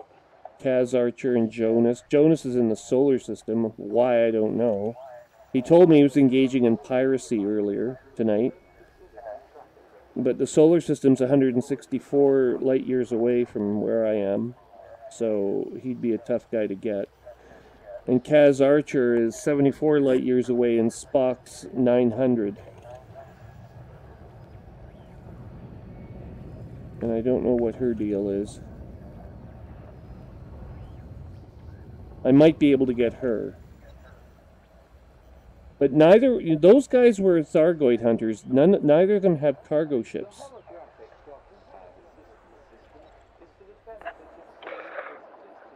Well, here, let me see if Kaz Archer has one. Let's just, here's what we'll do. We'll wing up. And then I'll leave the comms group. Okay. Let me talk to Kaz Archer for a sec. I'll be right back. Okay, you know where to find me. Well, just stay there. You will still be winged. Yeah. Don't what I'm saying. You know how to find me. Yeah. Don't disconnect or anything. Let's see if Kaz Archer will go. Right now it's just ringing. Ring. Ring. Book. Book. Oh, phone. That's what they should do, is introduce the Sesame Street Martians into this environment somehow. Call them, like, give them some other alien planet name to make them look like the Sesame Street Martians. And they always get objects wrong, like they call a ship like a banana or something, and a phone is like a book.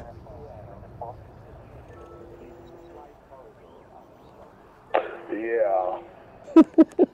A building's like radio. Yup. Radio. Oh, those guys were nuts. Okay. She's not responding.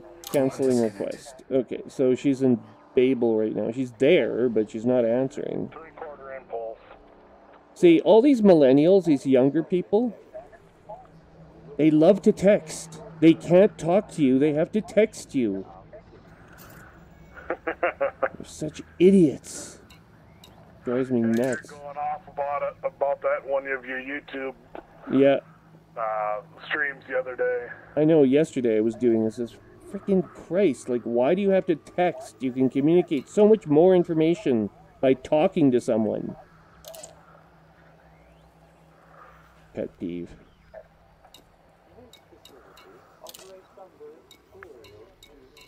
Yeah, I don't know. I like texting. It just depends on the day. Well, it depends on the context. Like, sometimes it is easier just to text a quick message to someone, but it's supposed to be a convenience, not like a requirement that this is now how we are going to communicate. We're going to type out. My wife and I will sit and text each other quite often because we'll both be at work, and you can always reply to a text an hour later. Sure. I mean, it's convenient that way. It's also surreptitious. No one else can hear you. I mean, you're just typing away on a phone, but... I don't know. I guess I'm kind of at the older end of the millennial group, or the... You're not a millennial. The younger end of the Generation X, depending on... basically where I'm at that age where I could almost fall into either group. You're 10 years behind me. You're in Generation Y. It's how it works. Live with it. I don't know. But you're not a millennial. You'd have to be... You have to be born in 2000 to be a millennial. 2000 or later. Well, it depends on by which definition and who's dictating that definition. Me. I do. Well, for me. I put it this way. I'm just a grumpy fucker. Yeah. Request Doc. Well, I'm sure I sounded suitably grumpy in my little diatribe the other day. I just sat there laughing. Oh, that's hilarious. Okay, so we have Doyle Point. Never did bring me any Diet Coke. Oh, I have a whole case of the stuff right at my foot here. Email me a couple of them. I got about 3 or 4 shots of bourbon left here in this bottle. You know what? At some point, I'm going to be able to actually accommodate you. I'll be able to, like, get a drone from Amazon or someone to, like, send you, like, a case of Diet Coke. Diet Coke for my bird, for that. Yeah, it's on your front porch. There it goes. Oh, it's landing. It's landed on your delivery pad out on your porch. Nah, you'd landed on the roof, so I'd have to climb my fat ass up there and slip on the reindeer poop and fall down. Well, it's wherever you set up your delivery pad and your transponder. That's what'll determine where it goes. It's like a mailbox. I'll set it up so that it delivers it to the toilets. So I could be taking a shit and get deliveries at the same time. Well, that's the danger, right? That this will be the new way that you get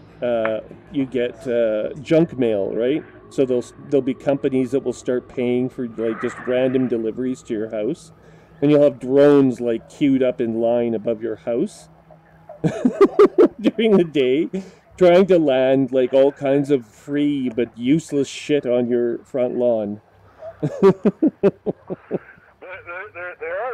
There are some places where you could just sit there with a shotgun and shoot all fly over your yard. Or have an AI-driven auto anti-drone cannon sitting in your front lawn. Yeah, fuck you. My bow and arrow and some small game heads. Oh, sure. Take them down. An arrow ripping through one of them things at 200 mile an hour. I think that'd fuck them up. Well, that's what they're installing. That's what they're installing at all the airports in the United States and Canada, right? Because they don't want these drones flying close to airports, especially in Canada. There's been a few incidents out at Pearson in Toronto, and out west in Vancouver, where people have been like complete morons have been flying these drones into the airport, right?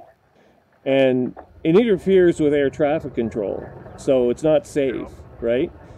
So these guys, the authorities come out there with their big communications wagons, you know, with the satellite dish and everything on the top, and they try to track where the hell the signals are coming from, but they can't possibly get everyone all the time.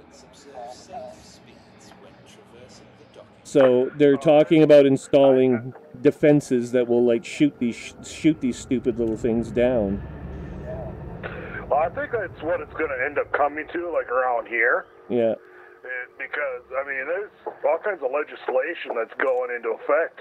Yeah. It's just short of you being able, if a drone flies into your yard, I mean, if you live out in the country and they fly them across your property, you can shoot them down. Yeah, yeah. It's trespassing, and you're legally supposed to basically somehow hijack the signal so that you can take them down without damaging them. Well, fuck. Goddamn shotgun's gonna shoot them down out in the middle of a cat. Yeah, I don't even think nobody's gonna find the pieces. I know that in Canada, like radio signals in Canada work a little differently. They're considered public domain. So any radio signal is considered public domain. The government doesn't own it. They don't own the channels, nothing, right? You need a license to broadcast, but to listen on, you don't need anything. And you certainly don't. That's why Canadians can get away with effectively hijacking satellite TV signals. Sure. You guys can go ahead and pick them up, receive them, and then translate them so you can have free satellite signal. Well, there were more honest intentions. There were more honest intentions behind it. My father actually was one of the people that fought for back in the 60s when they were establishing these laws. He's a ham radio operator, and he was fighting to make sure the government couldn't control, the CRTC could not control, they couldn't sell like bandwidth that way, so that corporations would profit at the expense of the individual, because there was too much of a danger of companies coming in and taking over signal space and just squatting and, you know, not letting people broadcast. And they didn't like that. So in the United States, I think the ham radio frequencies are open as long as you're licensed. You're allowed to use them as you see fit, pretty much. I don't know how it works out, but I've known a few people over the years that are into ham radio, and you gotta, like you said, you gotta have a license of some kind. But yeah. Yeah, I mean, they're very loose with their controls on it. And then there's citizen band CB radios, which are completely open. But there's only 20 channels or something, or 40 channels or something like that. So you don't really have a very much bandwidth. What's that? This system loves me. Every single Imperial friendly faction in this system, yeah, I'm allies with. But then again, I bring them their fucking alcohol frequently. Yeah, well, you're the life of the party. There should be some in that. There's nothing in the other container. In my mini fridge out there? Nothing was in there. Nothing at all. Look at this fridge. Your son has been at the fridge again. Oh, it's my daughter. There's alcohol in your Mountain Dew in a water bottle. Oh, I got beer in there? Yeah. Bring me a beer then. Yeah, to hell with the bourbon. Yeah, you got me drinking bourbon now too. Like, I've had this little bottle of bourbon that's been sitting on my shelf, but every once in a while I catch myself, you know, having a little nip of the bourbon. Well, that's gonna work out great. The beer's fucking frozen. What the hell? No, just wait. My house is freezing everything all of a sudden. Just wait half an hour; it'll unfreeze. Or if you have one of those little blower heaters, put it next to a blower heater, a floor heater. I don't want to turn a heater on though. It's finally nice enough I don't have to run heaters. Yeah, I know, but you... This beer is completely frozen solid. Yeah. I've never seen a beer do that. I'm scared to open it. Well, don't open it now. Okay. Oh! Okay, hold on, I gotta go find something to drink. I'm thirsty. Okay.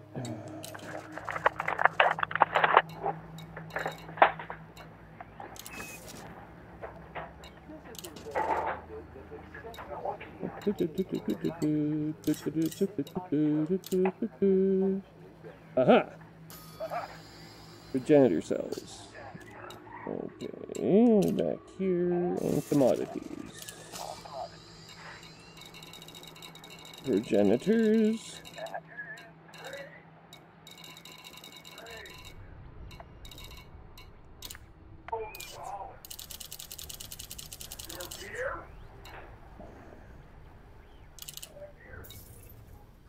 Incoming message.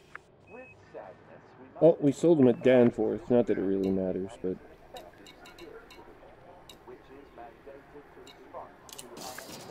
got about the same amount of money for it. Okay, now we have to go to our slave system.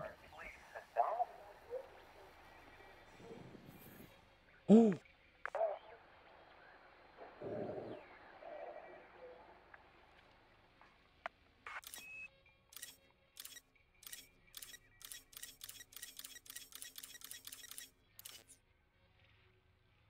have some Imperial slaves here.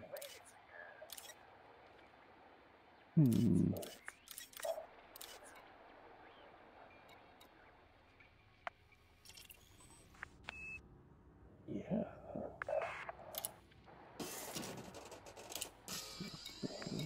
Slaves.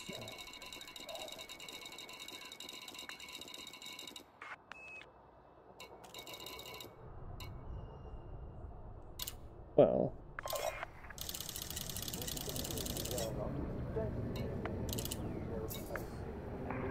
Ah.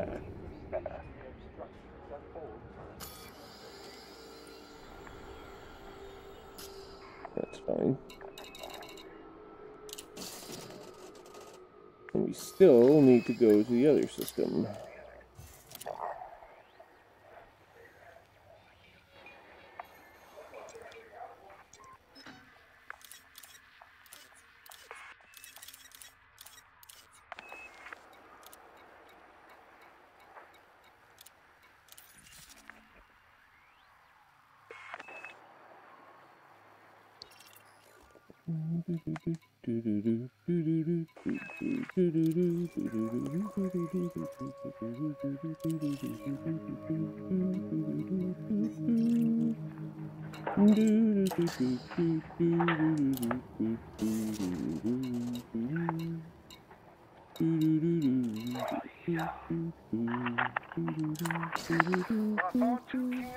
Diet Mountain Dew, so There you go. that'll work with my Jack. It'll taste kind of funny, but I'm at the point right now I don't really care. It'll make it taste different.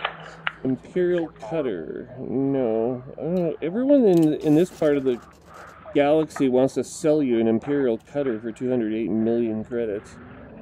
Well, that's because it's an Imperial ship in Imperial space. Yeah, I know. I bought all the slaves at this base. I still have to go to the other one to buy more slaves. So I'm going to go to the other base and buy some more slaves because I don't have a full cargo hold of slaves yet, and I can make lots and lots of money. I hate it when you buy the slaves out completely and there's like nothing left and you still have like over 250 units in your cargo hold. Yeah. Problem is, I'm just worried about getting interdicted and killed with 10 million credits worth of slaves on my ship. Yeah, it is a problem. Oh, hang on. There's a passenger liner coming in here I'm going to collide with. Ah! Okay. And now we'll pass through Mr. Space Doors. Well, this can of Mountain Dew is basically a slushy. Oh, good. Not really. Louisianas. Or Louisians. Louisiana? Yeah, but hang on. I'm going to actually boost my, Landing gear deployed. hang on here. This is not correct. Landing gear retracted. I want you to give me distance on this system. Kamokan to Kandakama. Now, I need you to go here. Hey, Ty, you finally made it up here. You gonna eat your food now? Boost level 1. Yes, level 1. Level 1, boost. Hey, Cool. Ty, you gonna eat? Food, eat. Are you that damn tired? It's your dog. My dog out. Took him out to the range with me tonight, and he's running around out there. Then we got home and I took him for a walk. Turned around when he started limping on his two left legs. Oh. Like, shit. He'd been hiding down the base. He smells like the damn river. We're out at the range. He jumps in the river. It's like, damn you. Now I'm going to pick him. Prick, soft buddy. Oh. I gotta clean my pickup off. Thank God I got leather seats. So much easier to clean.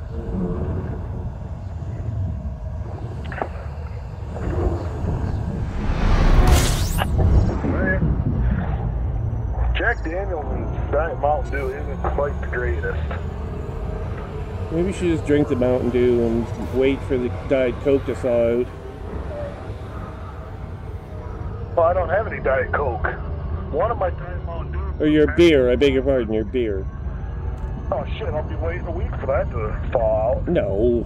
don't take that long. I'm not a big fan of beer to start with, so... Well, it's because it's American beer. It's basically water with some flavoring. Yeah. Sorry, but compared to Canadian beer, it's pretty watered down. I've heard that a lot of European beers and everything, the dark beers are much better, I've heard. Well, you can't exactly buy dark beer in this country anywhere unless you go to a place where they actually brew the shit. Then you're going to be spending like $27. You go a couple hours north, maybe even North Dakota has it. I don't know what the rules are, but you can get something called Fort Garry Dark. It's brewed in Winnipeg. That's my beer. That's the only beer I've ever liked drinking. And it's amazing stuff, and it's a dark ale. Well, I'll have to look for that some other time. I know there's one store in town here that they got a lot of different kinds of alcohols. You could get up there, you could buy a $400 bottle of fucking scotch. They got a way top rack about 12 foot up off the ground. Well, you'd be hard-pressed to get Fort Garry Dark in the States anywhere, but if it's going to happen, it's going to happen in the northern states, right around Manitoba. Yeah, that's where it's brewed. Like I said, there's the one grocery store here in town. They got a liquor department. They do have some high-end liquors and alcohols there. Yeah, okay. Oh, maybe, I don't know. They might import it under special license, but usually trans-border alcohol sales, Americans and Canadians have always been very protective about their alcohols. Yeah, but if you can make money off of it, I mean, the only place you can buy scotch from is from Scotland. Scotch is not made anywhere else in the world. No, that's true. But a beer is a little bit different, and I mean, I don't know. Like I said, it's probably possible to do it somehow, but there would be all kinds of duties and tariffs on it. So, although you'd be paying a bit extra, I think for the Fort Garry Dark, it would still be worth it. Like if I could get it here, even in Canada, interprovincially, like between the provinces, you can't even get liquor from Manitoba in Ontario. They just don't flat out allow it to be sold. Because provinces that's one of the things the provinces have control of in this country. It's like the states in the United States. If you had like a South Dakota brewery that brewed South Dakota beer, and none of the other states around South Dakota wanted your competition, they would like stop you from selling South Dakota beer in Nebraska or something. Well, they can't. I don't think that'd even be legal in the States to do No, that. because you're operating under a federal system, but this is Canada's a confederacy, so it's a little bit different. Yeah, the United States got done away with the states having equal or more power than the federal government years ago. Yeah, well, you know what a confederacy is, obviously. In a confederacy, it's like a group of individual states, not quite individual countries, but individual regions that agree to be part of a country. So that's basically what it is in Canada. 1,540 units of indium for 11.1 million credits. I'm guessing indium's a little bit expensive. A little bit. There's worse, but...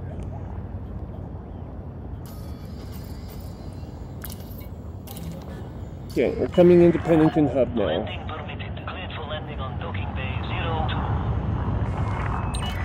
Oh, it's even worse pulling a mission like that right now because I don't know if I'd even be able to finish them. Okay, we're going into the Independent Starport, Pennington Hub. We're being scanned. And we're getting slaves. Bring us wine, bring us beer. God, this station is just a bunch of fucking drunks. I don't think there's a sober person on this space station. I just delivered like 700 tons of alcohol. You know what, I can't even stand alcohol because it makes like people so drunk that they're stumbling around and being obnoxious and is generally causing mayhem. Anytime I've had a neighbor drunk or whatever, I just like, it just drives me crazy. I'd much rather they did drugs or something a little bit more like predictable than than alcohol. You and I have been sitting here chatting and playing game with me fucking drunk. Yeah, I know, but you can handle your alcohol and you're not that drunk. No, I don't get myself that blitzed that I'm falling over either. No. I learned not to do that a while ago. But there are people here, like on Canadian beer or whatever. They go to the vendor and they get like a fucking like 2-4 or something, and they just drink it all themselves, and then there's puking and stumbling around and making noise and being generally obnoxious. 180 units of basic medicines for 1 million credits. That one I'll run. That's an easy station to get to as well. Yeah. So now I'll have to see what else I can find to go to that station. 144 more units for 500,000. Okay. Cargo hold at maximum capacity. Okay, I've filled up my cargo hold. And now we're ready to leave again. Okay. 1-8 going somewhere. Oh, wait, Starport servers, I want to check the missions again. Make sure I've actually got friendly relations with this space station because I've been doing commerce and they've been awarding me with more and more privileges. Oh! If you haul enough medicine, you'll make them friendly. Well, you make them friendlier just trading with them anyway, but yeah, medicine will get you up there pretty quickly. Yep. Well, there's a few stations I've been to before that I can haul medicines to. Yeah, but there's no real bubonic plagues around like you and I had last week. We had a really good thing. They're just paying me to haul it too. They give it to me and pay me to deliver it. We had a really good thing going last week. That little run that we had that lasted 3 or 4 days. That's what I want to have happen again. But for the life of me, I haven't seen anything that's been worth my time. No, I haven't either. What you need is a really good fucking serious biohazard plague to come along and like kill everyone, and then and you go in there with your ship full of medication. You help them very gradually cure it, and you're like your own little private pharmaceuticals company for about 3 days. That's about all it usually takes. It's about 3 days. Yeah, but good runs. I mean, we pulled probably 50 million easily. Oh yeah, we had like. See why drug dealers are in business. You know, I've actually had arguments with people about what little difference there is between drug dealers and pharmaceuticals companies that take advantage of the sick. And there are people who believe that it's somehow more ethical to take advantage of a sick person with legitimate and overcharge them for medication than it is to be a drug dealer and just charge optionally for recreational pharmaceuticals. I've stated this before, that especially with marijuana, really no serious side effects to it. Legalize it, charge and tax the hell out of it. Yeah. And then just make it just like alcohol, where if you're high, if you're high or under the influence, you get fucked. If you get in a lot of fucking trouble if you go operate vehicles and things like that. Well, you should be thrown in jail, yeah. But I mean, there's a few states that are starting to legalize that shit. So I mean, and they're taxing the hell out of it. I think the only difference between you and I is like how many drugs there should be. For you, it's marijuana, but for me, it's marijuana, ecstasy, and cocaine. So I've got 3. I see it this way. I know a lot of people have got fucked up with some of the harder drugs. Yeah. And I guess I've got the mindset that if you're dumb enough to take that stuff and you get fucked up, it's your own fault. Don't expect me to pity you. No. I mean, that's... Treatment should be available, but don't expect pity. Yeah, don't be getting your treatment off of my paycheck taxes that I have to pay you. Those taxes are intended for people who need it. Well, unless, of course, it benefits you. It benefit me for because they're a productive member. It can still, if they seek treatment for an addiction to some drug, let's say it's cocaine, although that's not really an addiction in my books, but for a lot of people apparently it is. You're still further ahead, assuming that's true. You're still further ahead because they become a productive member of the workforce and not a drain on society being jobless, which would cost you more money. So you're still further ahead. Yeah. So I think you should still be in favor of as much treatment as, can be reasonably afforded by the state. But there comes a point in time, though, that a lot of them that are getting treatment are being forced into treatment. Well, no, you can't force that. That's a At that point in time, I have a belief that you cannot help anyone who is unwilling to help themselves. That's right. You can't for these judges come along and they force people into treatment, and it doesn't work. Very rarely does it work. I mean, if they really want to, that's one thing, but a judge has to make an intelligent decision as to whether or not, okay, is this person serious or not about wanting treatment? Or are they just trying to get out of being in trouble? That's just it. A lot of them are just trying to get out of trouble for the time being. But I mean, the trouble shouldn't be there in the first place. If the trouble wasn't there, you'd get a more honest answer.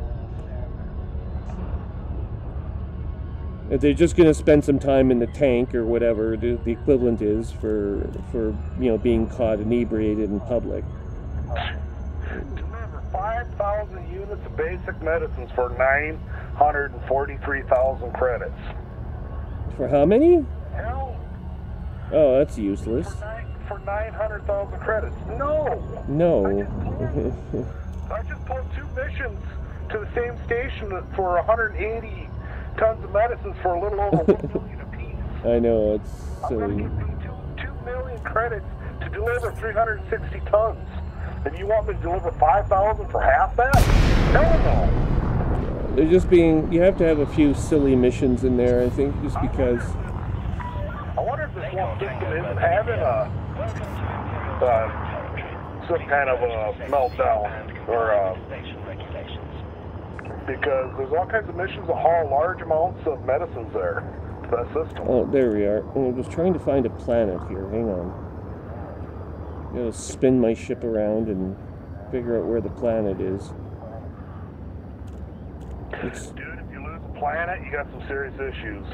Well, this one is actually, it's facing away from or it's like towards the sun, so you got like a half moon kind of, crescent moon kind of thing happening, and it's very tough to see if it's dark. There we go. Got it. Thank God for the HUDs in this game so that you can actually see stations in the dark. Oh, I know. You'd be screwed. Yeah. Permission granted. Plot route for approach to landing pad 17. Oh, here's another one for 180 tons of basic beds going to that same station again for 920,000 credits. Okay, this is... I'm already full. The Empire is humanity's hope. Is it now? Holy shit, it's 11:25. I think we can talk differences. Probably don't need it. Hang on a second. This fucking video is screwing up. Damn it. I think it's about time for me to launch my ship here if I can ever figure out which direction I'm at.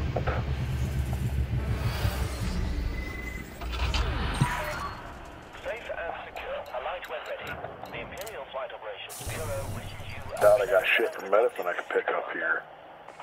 Wrong station for meds. I could pick up a few. Okay. Commodities market. We want to sell the medicines. Progenitor cells. No, we're going to pick those up, so we need the slaves. Slaves.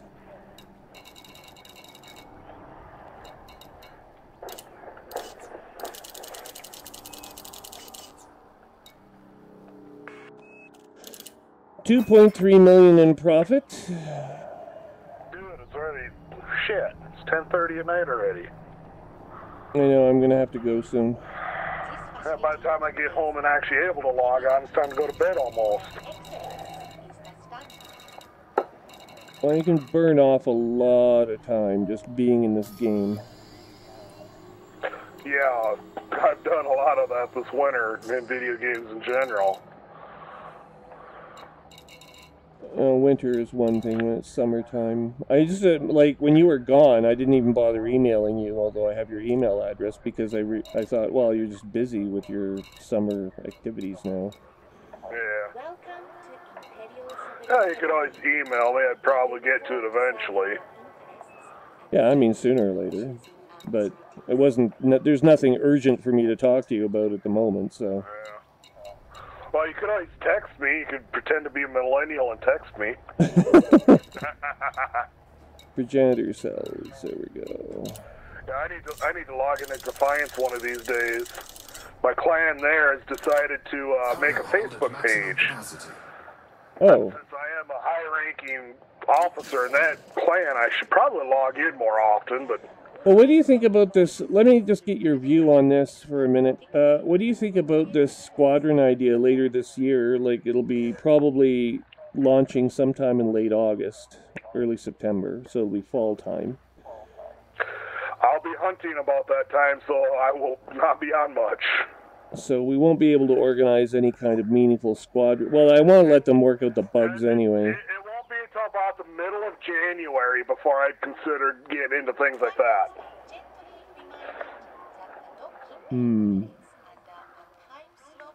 Not even in November? November is still prime hunting season. Oh, that's right. Yeah, you're further south. Basically from about the third week of September to the middle of January is all hunting seasons.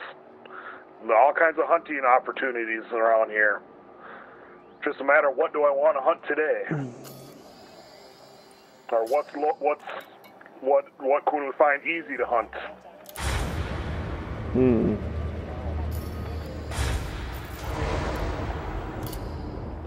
Ducks, geese, pheasants, rabbits, deer. There's a lot of things you can hunt. No, I'm sure. I'm sure it's the same way up there. Just depends on where you're at. I mean, you got areas up there where you can hunt bear if you want.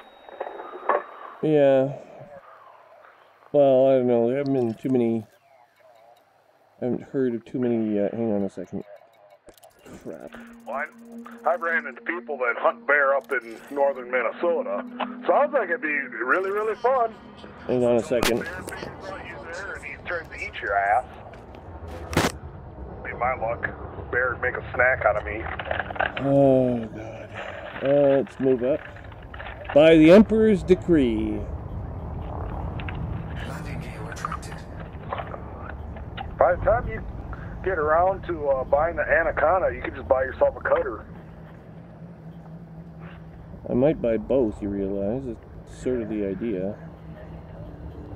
Oh, I'm figuring I'll probably keep the cutter around for hauling freight and doing shit like that.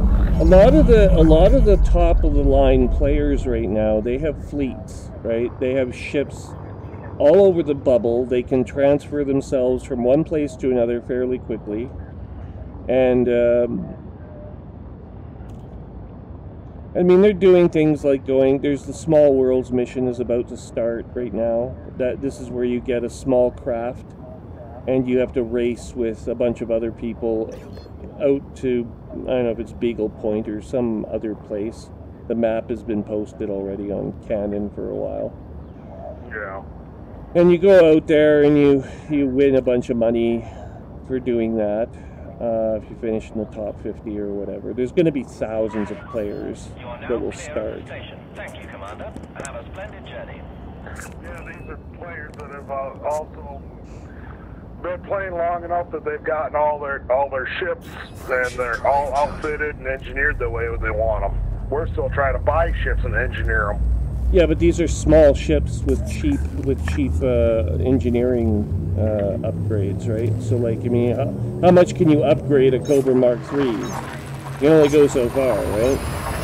But the reason that they're doing small worlds is because they want to see, can people tailor their ships. So there's been a lot of Asp Explorers and Diamondback Explorers that have been registered because those are two of the fastest crafts in the game. I happen to already own a Diamondback, so I'm giving some thought to if I want to do this or not. Go on this contest. I've never been part of a mission like that before. It would be interesting to join that kind of an event. My Asp Explorer would probably be a good one for that. I mean, it moves pretty good. I actually got more flying time in my Asp Explorer than I do any other ship. But it's going to come down to, you know, how efficient are you at jumping? And how far does your ship go on FSD charges?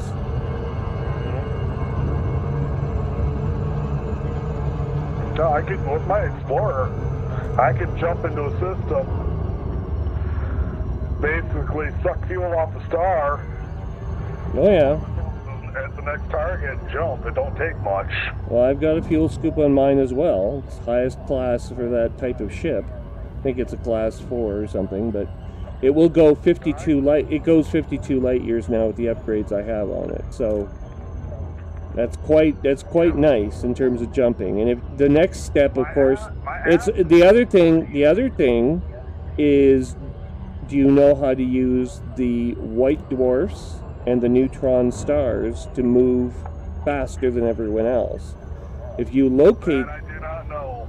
if you locate how to do those. If you locate those anomalies and you use them properly, you will jump ahead of everyone unless they know about it as well, or scan it or find it. Yeah.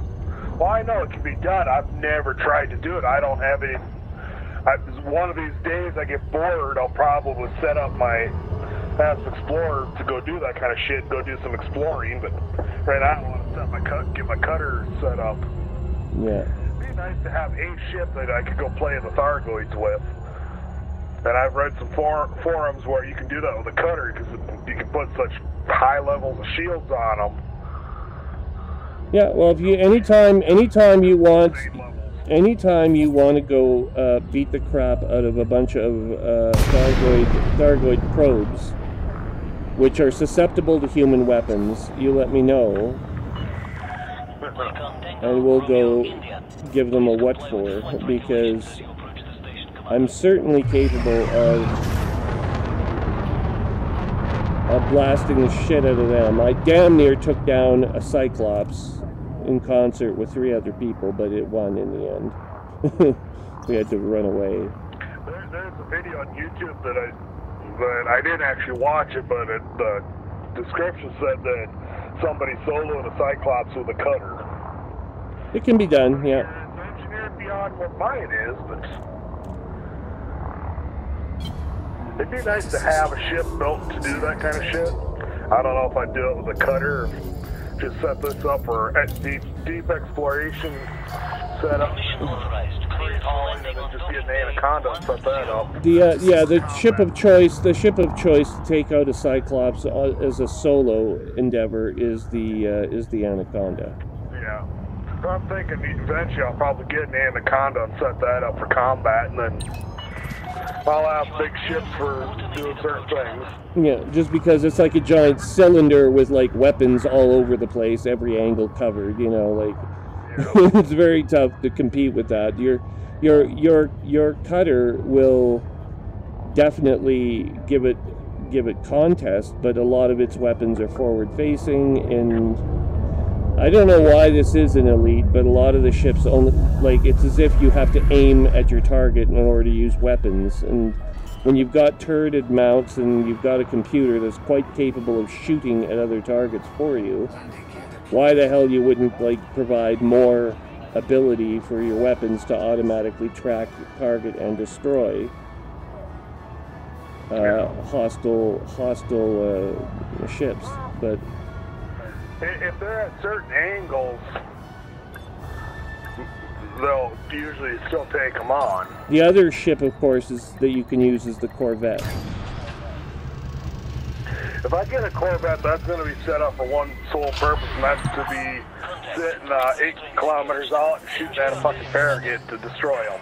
Yeah. There's really no point to the Corvette for me, because without a jump range, I mean, this shit, my cutter, as of right now, already has,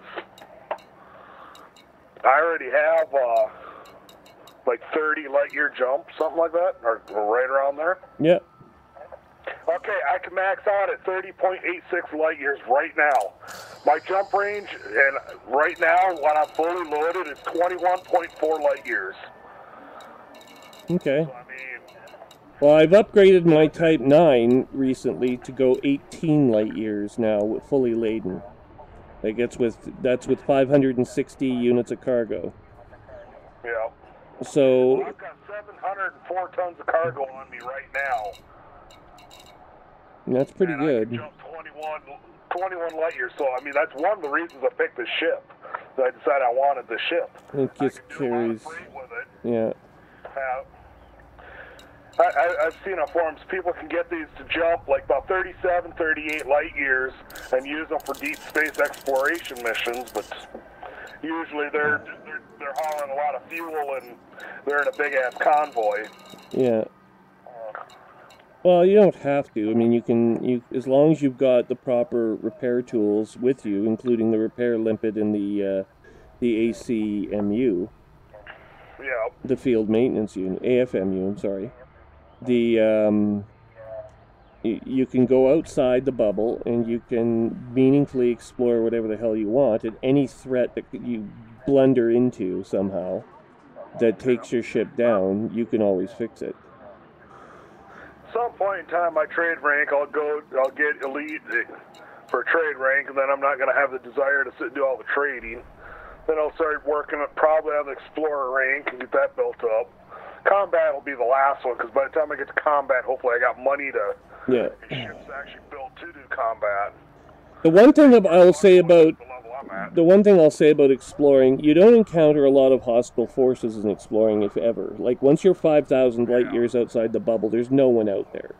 So the only other thing that you encounter that can damage your ship are the neutron stars. These you use for transportation. They will damage your modules. They will eat away at your infrastructure, because every time you're in that jet stream, well, what the hell? You're in the middle.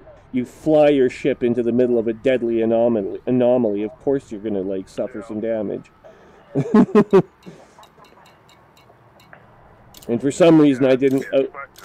And for some reason I didn't expect it with my ASP Explorer, so of course it comes hobbling back into the bubble all damaged. And the very first base I could reach that had, any kind of repair capacity at all, that's exactly where I went. And I spent, it was down to, under 20% left of, operational systems and hull repair. So I was really not in good shape. And if you looked at it, the other thing that was funny is when you looked at it in the outfitting, you'd never seen an Anaconda look this horrid. It was just all beaten up, the paint is all gone, you can barely make out the name. On the sides of the ship, the markings are all eroded away. Yeah, my paint job's only gotten down to about 95%. Usually I don't bother redoing the paint because I don't really care. No, I don't really redo the paint either, unless the only time my ship gets repainted is when I have to buy a new ship.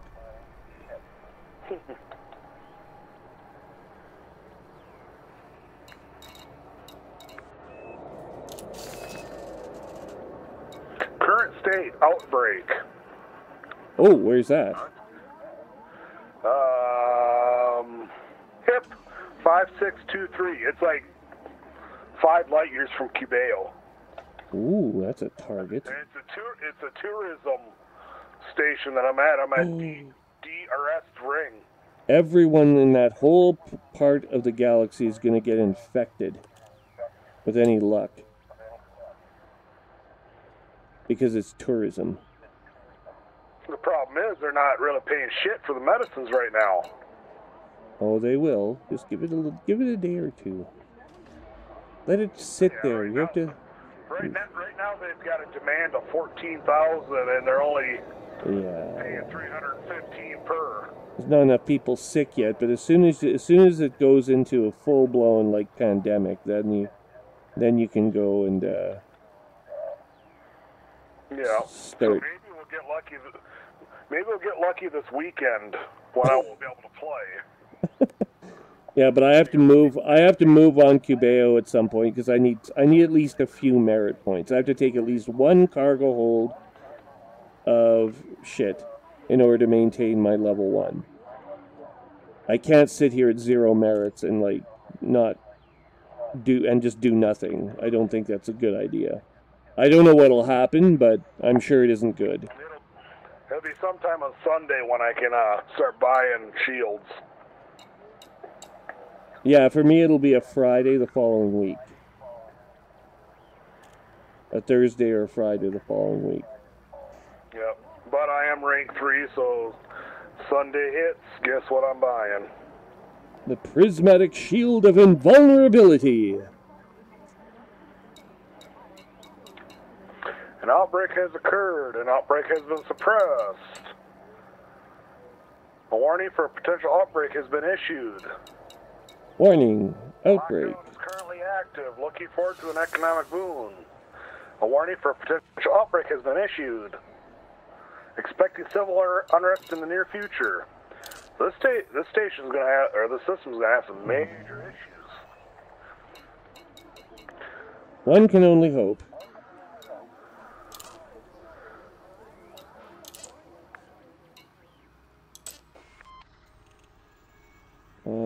Oh, the Crimson Syndicate faction pirates. But they're not paying nearly enough. Assassinate terrorist leader Ramon Pullen for far too little money. Supposed to see if they got any good missions. I got one more to deliver tonight, and then I think I'm gonna crash. Or you could mine Bromolite all night with me. I'm not gonna. No, I have a job interview first thing tomorrow morning.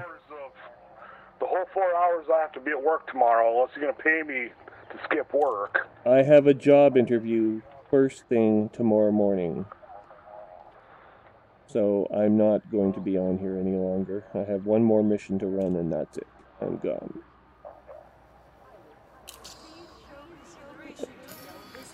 I want this job so badly because I want money and I don't want to have to travel across the fucking city an hour and a half to this little company in Canada, which is like a neighborhood of Ottawa. It's far away. The only good news is we're getting a subway installed, so by fall there will be a subway service partway out there. That will cut travel time down tremendously. Job is the job. I know for a long time I had to go 30 miles. Take me half hour, 45 minutes of driving it down the highway to get to them. Well, I've had jobs. When I had a car, I used to drive out to Perth, Ontario, which is about an hour, 15 minutes drive outside of Ottawa. And I'd go every morning, right? There and back. But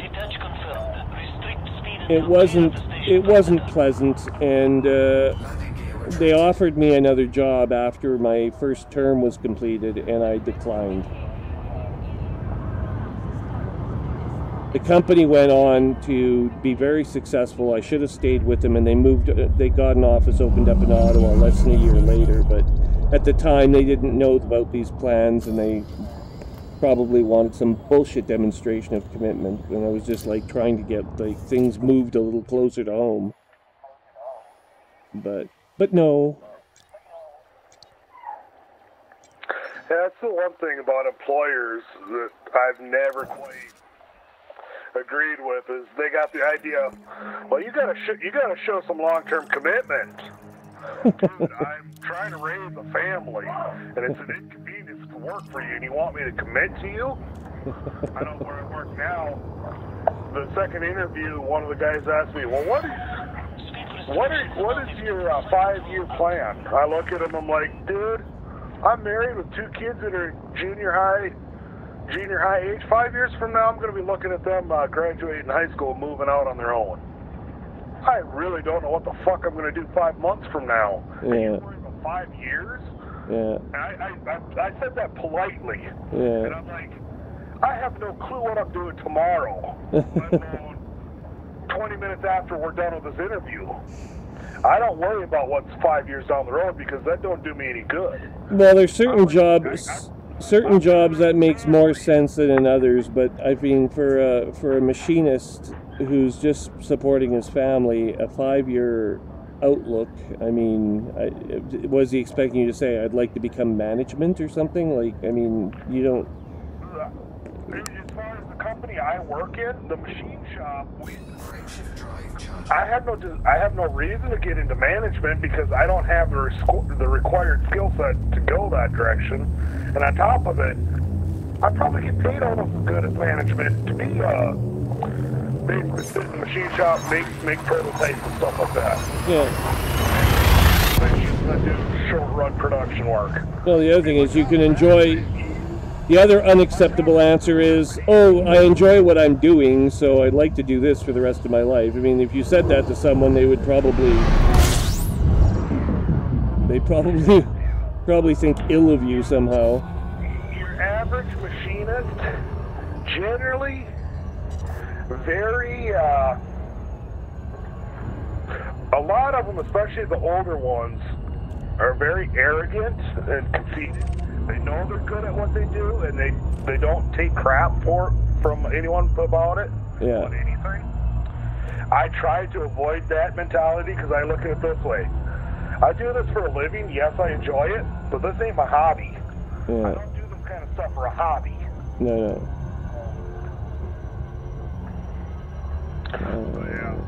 Wait, here we are. My job. Some days my job is stupid easy. Today is frustrating because the machine just kept fighting me. Didn't want to do what I wanted to do over and over and over. And then it just got to the point that once the program I had it all reworked and worked, and the program was fine, then the machine itself just decided to randomly throw stupid errors and just fuck things up that shouldn't have been a problem. It was just towards the end of the day, after about 7 hours of fighting that, I'm just to the point I'm ready to shut the machine off and ignore it. Pretend I don't know that machine even exists anymore. I'm just entering combat right now. There's a threat 1. Oh, here we are. It is an Asp Explorer. We are going to fight it with...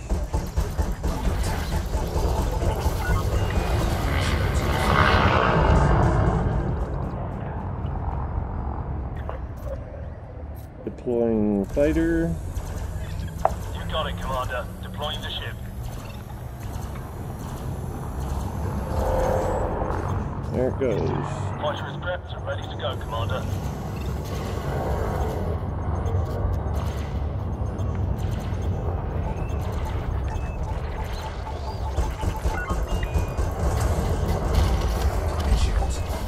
Oh, 1 missile. Boom! Blew him to Kingdom Come. Just like that. He had half a shield arc left, but it wasn't enough to stop him. Blew his ship to smithereens in 1 shot. Like I said, you get those shields knocked down. You don't have to take them out. You get them knocked down, and the missiles are awesome. Yeah, they're deadly, deadly, deadly.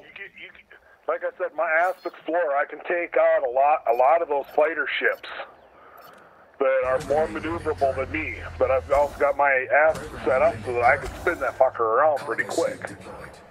I can nail the throttle full reverse and spin around pretty good with it. Yeah. And once I get a target lock on them, launch 4 missiles at them, and they're done.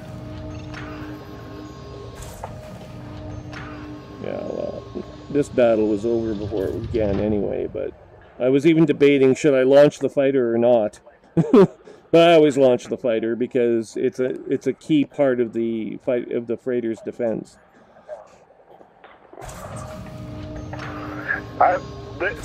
You can program a hotkey, or you can bind a key to recall your fighter, to dock your fighter, but you cannot get one to just launch your fighter. You got to program it, your hotkey or whatever, to go through about 4 or 5 steps just to launch a fucking fighter. It's like annoying. I don't want to launch myself this damn thing. Launch the crewmate in it. Yeah. He's the one who's the expert at flying the fighters. Yeah. I got the big shit because these two stupid gorillas gotta use power management if they start shooting at you. Start taking on my shields, you damn right you better be changing power of the shields and charge them back up.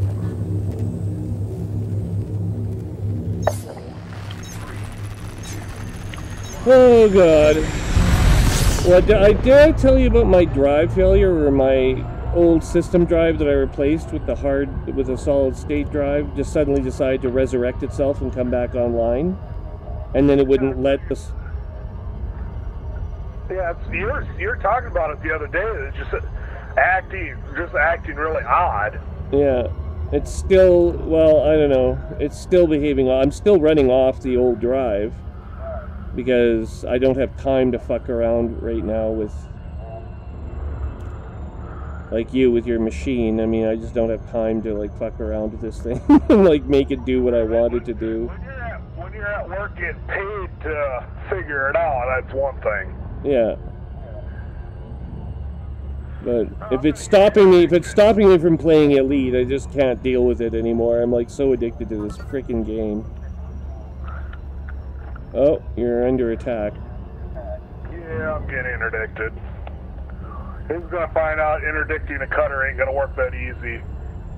Unless he's a elite anaconda, I don't think it'll work out for him. Oh, he's a novice anaconda. I just don't have the fighter bay on me right now. Oh. So I'm not even gonna bother with him. I got shields in case I don't, but I'm trying to evade his interdiction. Not in the mood to deal with interdictions right now. I'm closing on the port. I'm 6,000 kilometers out and closing. He'll interdict. I got 1,300 light seconds to get there, so he'll interdict me again. 3/4 impulse. 1,000 kilometers and sublight marked. So yeah, my hard drive, I kept having problems where Windows 10 would not update properly. There's some, I don't know what. There's something that's corrupted somewhere. Yeah. I'm thinking it's something to do with the software. The driver itself, probably. Well, here's the thing. I ended up saying to hell with it. I bought an SSD put in here because the drive was not working. And I managed to download all the shit so I could load a current copy of Windows 10. Right. On the SSD. Got my computer up and running. I took the old 1 terabyte hard drive, the HDD. Yeah. I completely reformatted it. It works just fine. I'm using it just for media storage now. So I don't get it. Yeah. Yeah, I don't know. None of it makes any sense to me. Like, well, how the hell this even happened in the first place? It shouldn't. Like, Windows should not. I mean, I'm considered a Windows expert in my career. Yet I can't figure out what the hell Windows 10 is doing with these drives. I don't know. I've read many different things, and a lot of them don't make any sense, but at this point in time, my system is no longer considered it would be really considered a stock system or oh no, mine's not a stock system either. It's a hybrid. Mine's not a stock. Yeah, mine's pretty much hybrid too, because I've swapped out the hard drive. I've swapped out the graphics card. I still have the original RAM that came from the factory, but it's the factory motherboard. So, I mean, the motherboard and the RAM and the processor are the only things. They're still stock. Yeah. Mine started off being an HP system way back when, and now it has elements of Dell, HP, Seagate, and like a whole bunch of other companies in there. It's like completely. I've got a 1 terabyte Seagate hard drive. I've got a 500 gig Samsung solid state drive. Yeah. I've got an i7 3770 in here, and I've got an Asus motherboard. The computer was an Asus to start with. Yeah. Well, you've taken the motherboard up a level, and I didn't.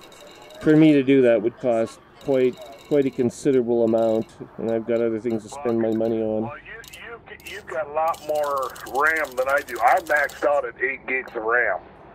Yeah. But the downside is if I buy a motherboard to put in here, I'd have a problem because then I'd have to go and actually buy a new version of Windows 10. Okay. I won't be able to use what's originally on the motherboard anymore. Good news, I have 90 million credits now, so I'm up fully Request doc. fully 10, at least 10 million, probably 12 million credits from tonight's original total. So I did pretty good overall. It was off to a bumpy start too. Okay, well that's going to be it for tonight. I'm going to have to let you go because I've got the job interview that I cannot miss or fuck up tomorrow, so... Yeah, you need to get a job so you can buy your new HOTA setup so I can send you all the bindings I've got set up for mine already. Yeah, probably. You need to also buy yourself the voice attack so I can send you all those files since I got them set up and saved. And I need to fix my VR helmet somehow. Although, you know what it is? It's not even the cable, I found out. It's a sensor inside the headset that's broken. And it has something to do with a sensor of all places in the nose segment. There's a piece of foam, like protective foam, that goes normally on the user's face. And for some reason, if I take that off, or if I move the foam at all, that's what triggers the sensor to be cut off. So it's something more severe than the just replacing a cable. I'm going to have to research it again and have a look at it, but it's not just the cable. I'm going to need a new headset at some point. You're saying that the cable itself is frayed a bit or something, right? Well, it's kinked in places, but it's not broken, so the cable is stable. It's like I've been able to demonstrate that over time. But it's something to do with the sensor in the nose cavity of the helmet. And I just discovered that fairly recently. I knew it was foam as early as this week, but the last couple days I've figured it's got to be this nose thing, because if I move the foam around in the nose cavity, that's what triggers it going on and off. I suppose it's got a sensor in there to register whether it's actually being worn or not, so that it cuts the something like that. or something when it's not being worn. That's right. Yeah, it doesn't broadcast video into the eye sensors until someone is wearing the helmet, and this is part of that assembly. So I don't know if I can. That would actually make sense. I don't know if I can trigger that to be turned on and off manually or something. Maybe. I'm going to have to be talking to Oculus, but talking to Oculus is very, very difficult to do. They don't have a 1-800 number you can just call them. A lot of places getting that way. It's annoying. It's getting to the point I don't buy shit unless I can actually call and talk to them on a fucking phone. Yeah. Well, I'm half deaf, but I prefer to talk on a phone rather than deal with emails for customer service. Yeah. That pisses me off. Yeah, it's quite frustrating. Anyway, we'll see how it goes. I'll let you go for now on that note, and we'll talk again probably in the weekend, if not tomorrow. Yeah, this mission will put me just over 140 million credits. Oh, good for you. Soon you'll be able to afford to buy yourself a space station or something. Be able to buy buy something and not be able to do anything with it. All right, we'll let you. Time for me to go to bed too, so have a good night. Have a good night. Bye-bye.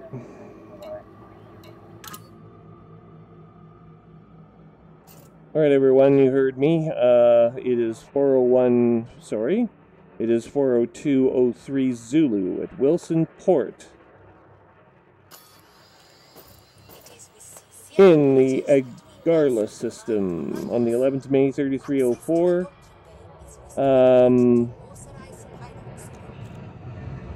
Thank you for watching. YouTube has important information linked in the property section of this video, accessible by clicking the More button underneath the video description where you are watching this video. If you're watching via Twitter, just click YouTube and go to the property section there, that way. Invite you also subscribe to these videos, or to click like if you liked what you heard tonight. And that way you will be able to keep abreast of all of the video flight activity, or the flight activity of Commander Trium, as broadcasted from my video flight log data. Helm cam, VR helm cam mounted. Thanks once again, have a good night, and we'll talk to you next time. Bye for now. This is Commander Trium, signing off.